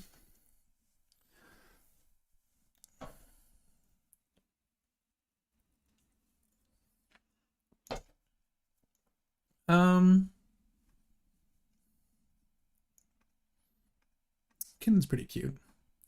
Kinnan's pretty cute. Okay.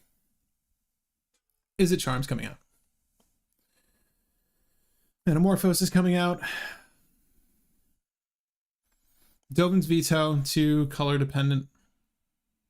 It's good. Don't get me wrong. It's good. But with Reprieve, is it really that good? I'm not gonna lie, Mana Drain feels pretty weak. And not that it's a bad card, it's just that how effectively are we using the generic? It's just a counter spell at this point. I'm gonna get rid of the Mana Drain. You can put it back in if you want. I do want to test the deck though. Offer you can't refuse. You're not a fan of an offer? Oh, you know what's funny? I think I might have missed the window on, and thank you, Josh, for spelling it out. Offer you can't refuse. I think I might have just missed the window on this card. Like I wasn't as heavily invested in researching the game as when New Capenna came out. My hair looks insane. Thank you for putting up with me, people. I really appreciate this. Counter target non-creature spell. Its controller creates 2 treasure tokens. Its controller creates 2 treasure tokens. What am I missing here? Why do we like offer you can't refuse? I like miscast, right? Counter target instant sorcery spell unless controller pays 3. To me, it's so important for those early ad nauseums. It's also just good in effect in a counter war. A lot of the game winning spells though are instant and sorcery speed. When you really boil it down, that's why I like mental. That's why I like miscast. The giving him 2 treasures feels a little weird. Is this something you would do on yourself as well? Like, what's the play line here? Schmalls. Sorry. Yeah. Shouldn't be a problem now, though. Like, I'm very fortunate to have the time to do this again, and I'm so happy doing these again. Honestly, these live streams don't get like a massive audience, but they're so fun to do with the few that do hang out. I really like love doing these with you guys. It can also be a bit of a local meta movement. I run mental misstep before a spell snare, for example. Yes, spell snare, in my opinion, and it's in the deck. You can see it's right here. Counter target spell with a converted mana cost of 2. It just hits a lot of really good spells, like a lot. Spell snare, in my opinion. But it's not for everyone. And Stifle's one that is a meta choice, but and you know, I think Josh was the one who recommended it. I still think that Stifle is always good, so I want to incorporate it. I'm bald, I have no say, so in hair affairs. Yeah, and I've just got really thick curly hair, so it just does its own thing if I don't put product in it. And just like this morning was not the morning. It was not the morning. Just very busy. Yeah, on your own cards. Yeah, on your own cards. Offer is just really strong. It has 1 mana, hits any non-creature spell, and doesn't have a built-in way for them to deny it, like miscast and such. I understand that completely.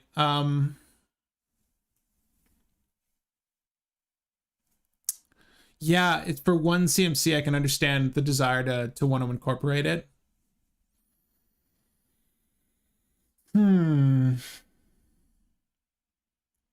This is a weird starting hand.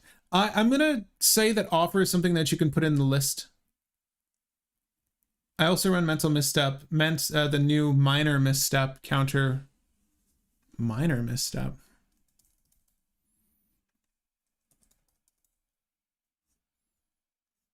Counter target spell with mana value 1 or less.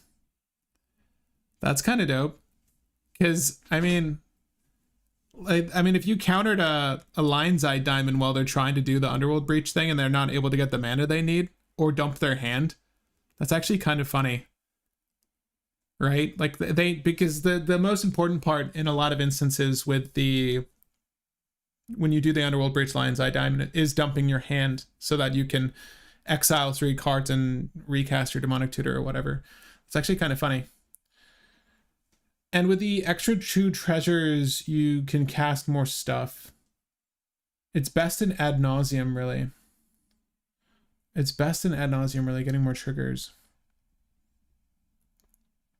Also, post Ad Nauseam, you can offer a 0-drop to cast your Dockside off of blue mana. Wow. Yeah, no, that makes a great deal of sense, Bloodblade. I've seen someone win by countering their own Chrome Mox. Yeah, like screw, exactly. That makes total sense. Because it's ramp, right? It's a 1 for 2. It's a 1 for 2. And if you have a 0 cost thing, right? That makes a lot of sense. What about the new one that counters 2 or less mana? Josh, I don't know which one that is. Definitely leave it in a comment. It's funny because I'll draft blue in a cube setting, or if I'm at a pre-release, or I'm doing sealed, I'll draft blue. I don't I actively play blue in Commander though, so I'm not always privy to the latest tech. So you guys help me out a lot when it comes to blue counter spells. We're not going to keep this hand. I'm sorry that took so long. We're not going to keep this hand. Are we not going to keep this hand? We're not going to keep this hand. I mean, we got Esper Sentinel. Let's just say we're on the play. This isn't a good hand. We could Polluted Delta and then Noxious Revival to Polluted Delta to make sure we have our second land drop, but we're kind of lacking here.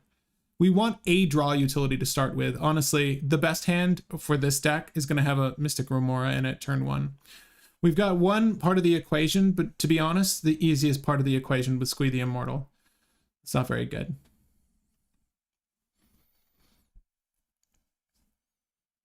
Dockside Extortionist, Birds of Paradise, Bloodstained Mire, Polluted Delta, Stifle, Force of Will. This is not a bad hand.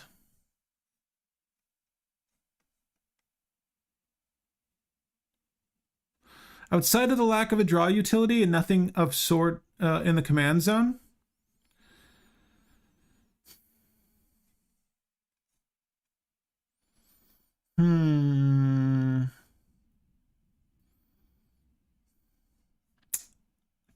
I still don't like it. Yeah, noxious your own land. Oh, Stern Scolding. So the only reason I don't like Stern Scolding is the fact that counter target creature spell, it's so very narrow. Like, I feel like, yes, they're you know, the Thassa, the Dockside, all that stuff. Grand Abolisher. I like Stern Scolding.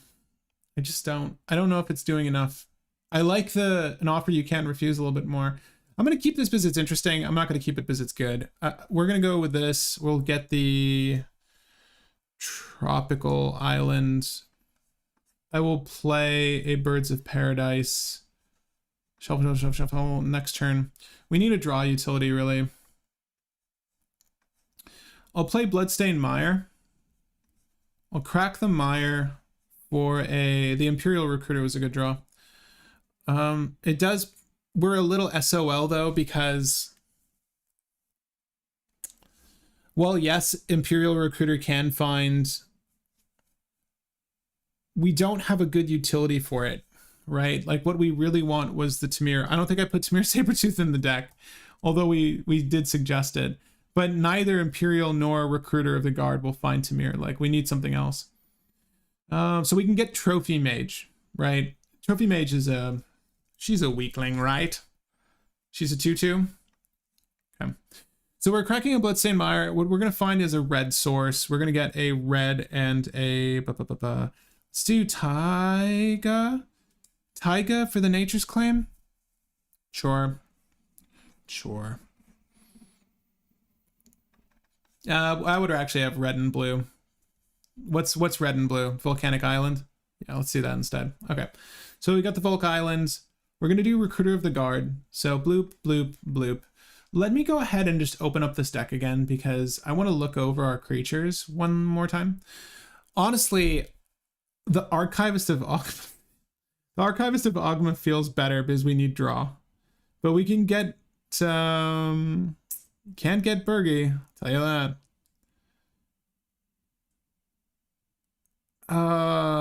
So look, if we were trying to go for a win here, I would say Trophy Mage. But the thing is, we need another creature in our hand. Because I can cast Trophy Mage. I can get the... I'll need to cast Dockside first, if we're being honest. I'll need to cast Dockside, then I'll cast Trophy Mage, then I'll grab the Cloudstone Curio, then I'll play the Cloudstone Curio, and then what? I have enough mana for Aragorn? On the same turn? I really doubt it. So of all the creatures I can grab, I would honestly rather just grab a draw utility. And it's between Esper Sentinel and Archivist of Ogma. And Ogma is not a sure thing, but Esper Sentinel is, quote unquote.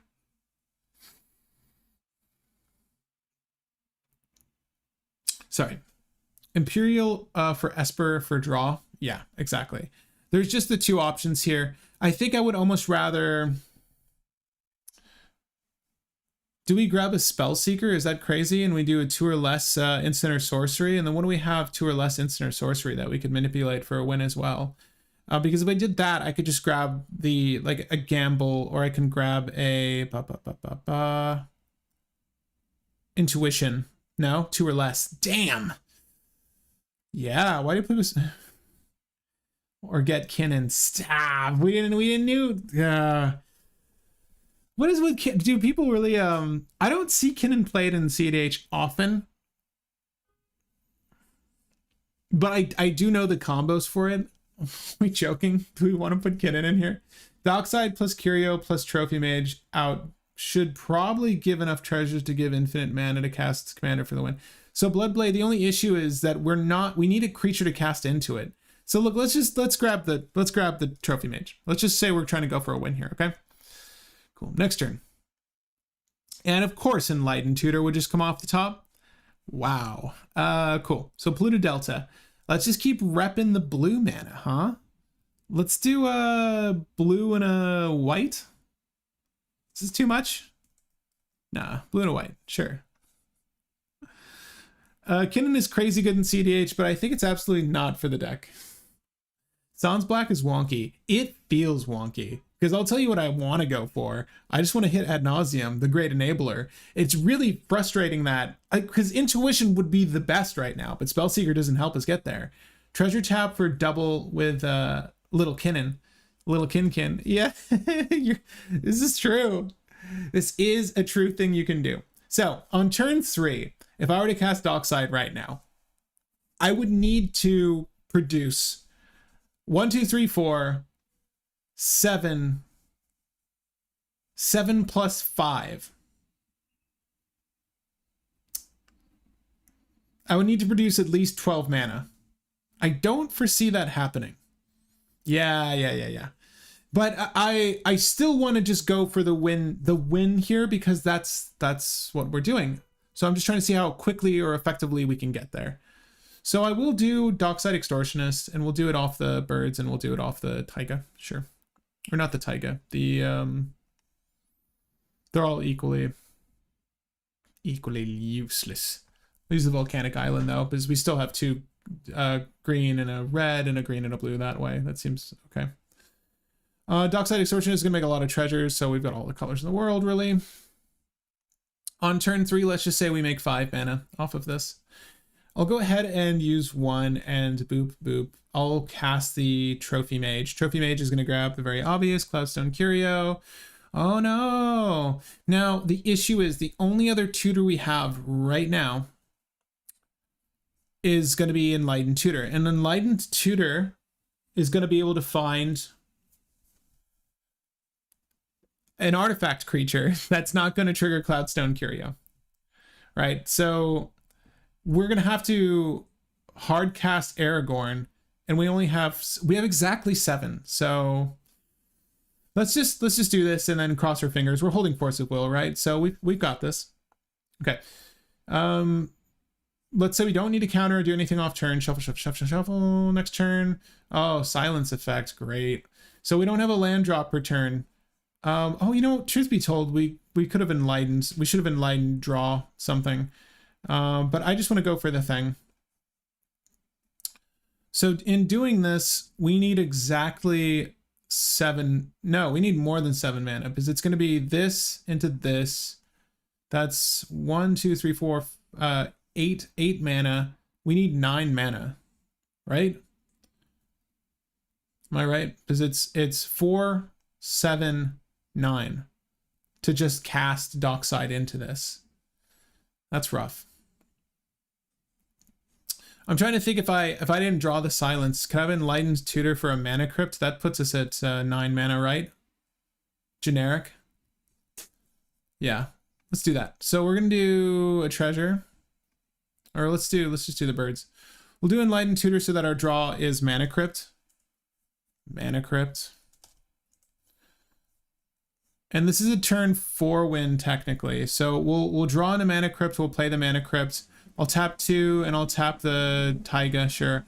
I'll play the Elfstone, the LSR Elfstone. I'll use just treasures to do this, and I'll cast Aragorn. Aragorn's going to bounce Dockside Extortionist, and we know the rest of the story, right? So we've got 2 lands up. They're Volcanic Island and Tropical Island. We'll use those to cast Dockside Extortionist.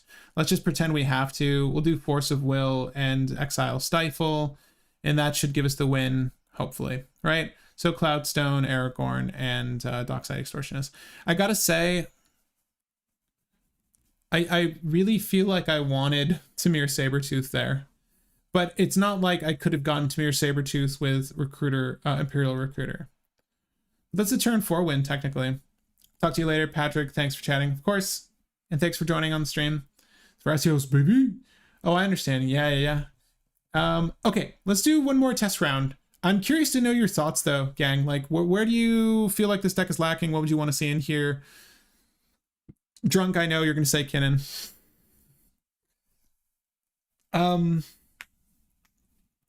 You know, honestly, I could see putting in Merchant Scroll. Search your library for a blue instant speed spell. As a matter of fact, I'm going to do that right now. I'm going to put in Tamir Sabertooth and Merchant Scroll. Because Tamir Sabertooth can be very easily found off of our Eldritch Evolution and our Neoform. And I would actually want to find it off of those. Merchant Scroll really needs to hit Intuition. We just need Intuition. When we have a lot of mana, we just need Intuition. And we should have a win. Okay, what happened to the budget deck? That's not this deck. What about Birthing Pod? We could. Oh, the one from Ice Age is nice. The one from Ice Age? Which one? Which one? Which one? Yeah, Ollie, this is not a budget version of any deck. I'm sorry. Sorry, someone lied to you. I might have lied to you. But yeah, that's not what we're doing here. You know what's weird?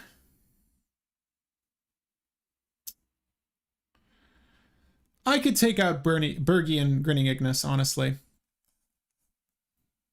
So what does this leave us with? It leaves us with Dockside Extortionist, Cloudstone, Tamir, or it leaves us with Squeef Food Chain.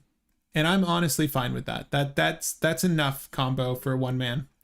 I would really love to start with a good draw utility though. Oh, Merchant Scroll.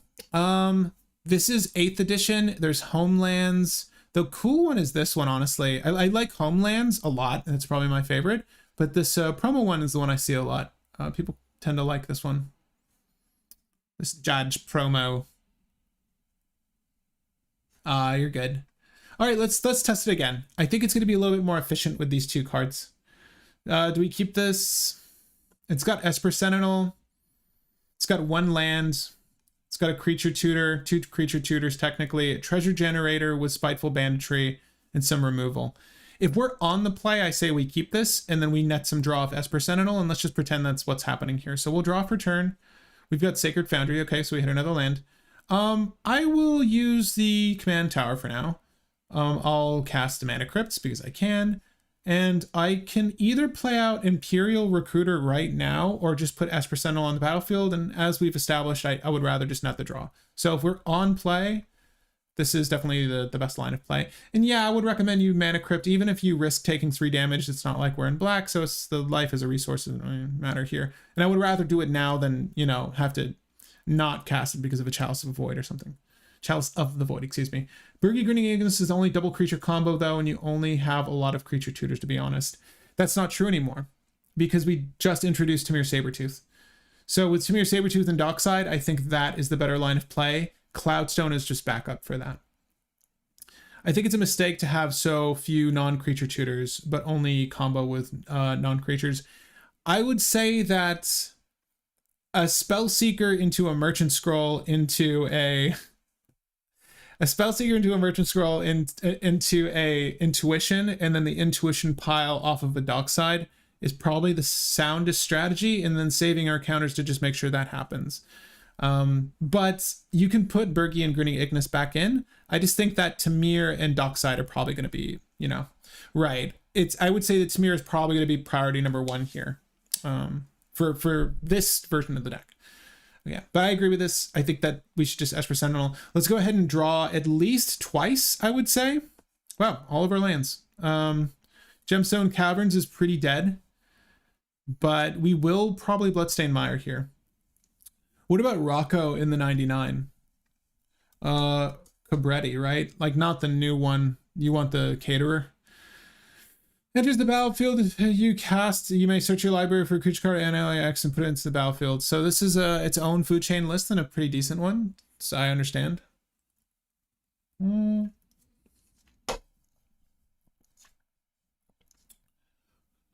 It does a lot on the cast. And then obviously it finds any of our creatures. I actually really like this, Drunk. You've made a suggestion I really like. Now that Sabertooth's in, you're totally right. Yeah, but do we want Rocco? But do we want Rocco? Do we Rocco? I like that suggestion a whole lot.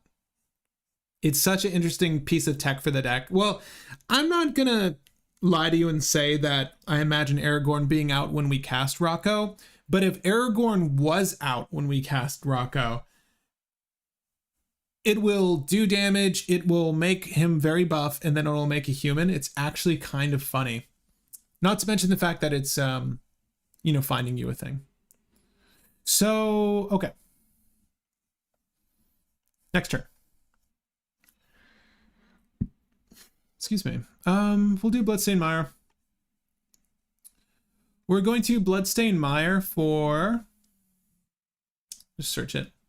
We want a red source, obviously, and then we've got to at least threaten like we've got something to do. We should do Taiga, honestly. Okay. So, right now, we can do this and this to do Imperial Recruiter and just have a Dockside in hand, right? Or we can nuke our own Esper Sentinel and make treasures. I love the idea of putting Spiteful Banditry down, but there's like no part of me that wants to nuke my own Esper Sentinel at this point. So we will just do, I mean, technically we could just Finale of Devastation Dockside out right now, but I don't think we have a win if we do that, right? We're not posing any wins right here. So yeah, I think we just go Imperial Recruiter, hold the mana, and then we'll go ahead and look up creature-wise from our deck in its current state. We've got the draw utility we wanted. We've got 1 mana open. Honestly, we can get Ragavan, and if there's someone to hit with it, I would honestly, let's Ragavan. It's either Ragavan or just hold the Dockside. And on what I hate about holding the Dockside is we're broadcasting a strategy that we don't even have, so it's really going to be off-putting for our opponents. I mean, we technically can Finale of Devastation to Mere Sabretooth, so yeah. Okay, we'll just do that. That's fine. Shuffle. Let's say we get 1 draw off Esper Sentinel off turn, and it's Cloudstone Curio, and that's it. Let's go ahead and just put down the Prismatic Vista. That's a lie. I don't really need red-white right now, but I can use the red off of this for Dockside, I suppose. So we'll do Sacred Foundry. We'll lose some life. Again, I'm not going to track life because life is less relevant to this particular deck composition. But let's go ahead and see if we can net a win right here. So this is a turn 3 potential win. Excuse me. Back out. So we'll do Dockside Extortionist. We have no countermeasures, by the way, in hand. So it's either going to live or die. So we could do this a few ways. The equation changed quite a bit. So I was going to go initially look for Finale of Mere Sabretooth. And that's 6 mana plus 2, that's 8, that's 10 total. That's a lot of mana. The easier line of play would just be to do this. Cloudstone Curio. Dockside Extortionist. Is that good? All right, let's say we make 4 treasures. Minimum 4 treasures on turn 3. Bounce the Esper Sentinel back to hand. Now, we don't want to do that. We're going to bounce the Imperial Recruiter. I'm sorry. What we want to do is play the Noble Hierarch. Excuse me. Imperial Hierarch. So we'll use a treasure, bounce Dockside, play Dockside, go up 4. Okay. So you can see what's happening. We're making infinite treasures. We can't use Esper Sentinel because Esper Sentinel is an artifact. Fortunately, we had the Noble Hierarch. It would not have worked with 4 treasures and Imperial Recruiter. We would have needed to net at least 6 mana, which would make us 1 positive. So this works on turn 3 to get infinite mana and win the game. Technically, we could do it like, we could do this. If we were using Eternal Witness, so just to illustrate why I like Eternal Witness so much, if we were using Eternal Witness,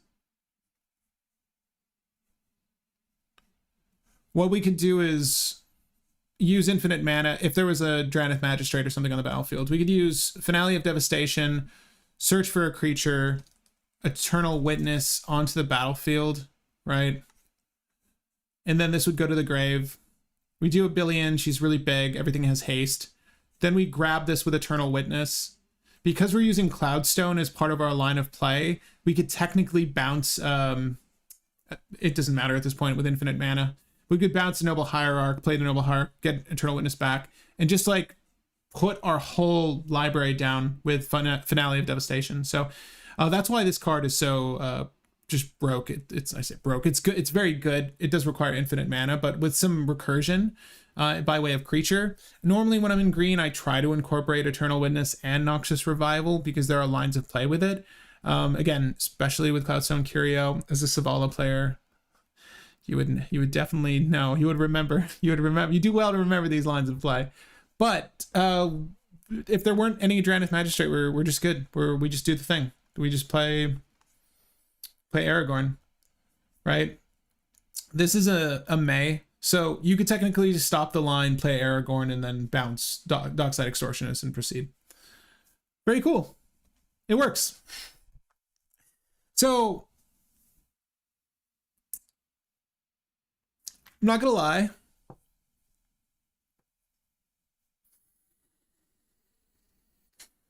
I like it a lot, but I can't help but feel not being Wooburg, not having black really makes the lines of play difficult.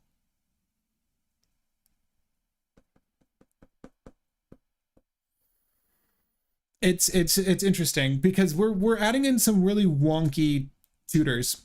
Honestly, someone suggested Moonblessed Cleric. I don't even hate that. Like, I kind of want a lot of our tutor suite to be within our creatures because we have so many ways to get to those creatures. And they're all really finicky on what they can find or what they can do. Their power and defense ranges. It makes all of it a little difficult. I really feel like it's probably better to just do Food Chain 5 color, like any Food Chain Sliver, Food Chain anything. And you'd be better because the black just adds so much to the tutor suite. It's so important. It's so relevant. Like, even thinking about wanting to put Merchant Scroll in the deck just to get to Intuition off of Spellseeker is so weird and so backwards, but that's kind of just what you do. Anchor to Reality as a suggestion as a creature tutor. Yeah, potentially. Historical still in the deck. Finale and Aragorn triggers are both great win cons, so I feel like I would take Thoracle out. No, Thoracle's out. You should play Balaged Recovery too, and that's the MDFC land, if I'm not mistaken, right? I like Eternal Witness a lot just because it's 3 mana for what you're doing, and the thing you're doing is really, really powerful.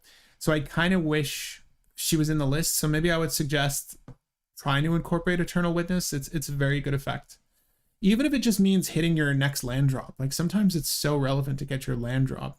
You know, get the fetch land back to do that. But yeah, this is fine. It does the thing. I can't say that it's any better than any other list that's trying to do the same thing. It's just an outlet in the command zone of a different flavor. I can't say that it's better than 5-color Food Chain though. It's definitely not. But yeah, that's Aragorn, the Uniter. I think that this is a good place to start. If you want to make your own version of this list, you should. It looks like we want to incorporate, I forget what this poll was for. Rocco, yeah. All right, so for the official list, I recommend you put in Rocco Cabretti Caterer because it's a really good suggestion. Thank you, Drunk. I love it a lot. I think it's probably going to be really cool in this list. Mostly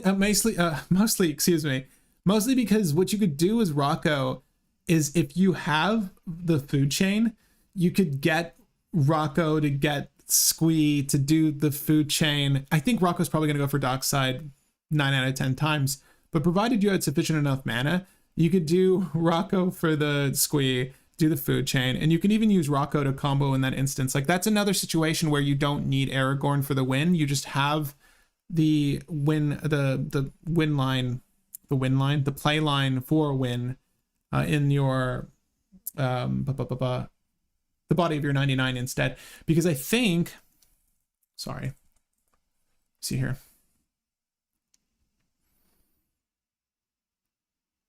Right? Doesn't Spellseeker search anything? Spellseeker next spell, it's like not a blue spell. You may search your library for answer or sorcery with a mana cost of 2 or less. So technically, what you could do is Rocco and Squee with Food Chain in hand is make infinite colored mana, you would still need to find something to recur Rocco, sadly. Yeah, that sucks. Or Eternal Witness, right? Because doesn't Food Chain, you need to sacrifice a thing. Remove a creature from the game. Oh, it's definitely Exile. Ooh, oh, rough times, Rocco. What I want to do with Rocco, Food Chain, and Squee is very obviously find the rest of my deck, but you would need a sack outlet, not the Exile. So I'm trying to think if there's a cool play line we can incorporate with Rocco if you were to include it. But I'm sorry, I'm thinking way too hard on this. It's not. Run it because it's a good utility and additional triggers off of Aragorn. Jolly good fun. Wow, close Rocco poll. Yeah, right. I like Cosmic Rebirth. Yeah, I like Cosmic Rebirth a lot too. For some recursion, Matthias. Yeah, I think that you could probably make an excuse for Cosmic Rebirth here. Any split cost spell and or dual colored spell, multicolored spell in this list is probably good. Regrowth, and it's 2 mana for your Merchant Scroll. 2 mana for your Merchant Scroll. Is Merchant Scroll 2 mana? Yeah. Yeah, Regrowth. Tinker is another good curio tutor.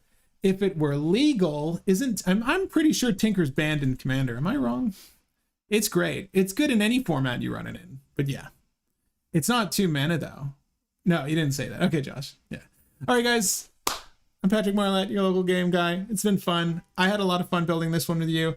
Again, it's weird when you enter like the realm of 4 to 5 colors, because then you just start weighing the effectiveness of said legends, and Aragorn, while really cool and very effective, is just so cost prohibitive. It's like when you have a list like Najila, who's in 5 colors, but 2 generic, am I wrong? She's like 2 generic and a red.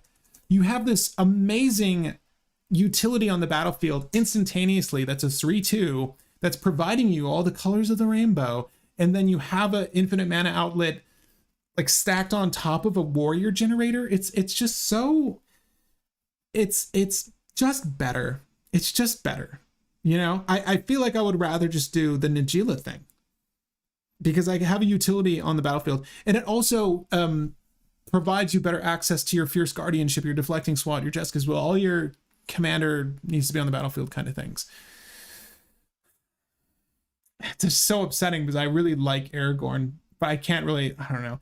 Build it if you want to build it. I think it's a cool list. Definitely let me know in the comment section after this video if you do a variation of the deck, something, you know, better than what we've crafted here. But again, I had a ton of fun doing this one.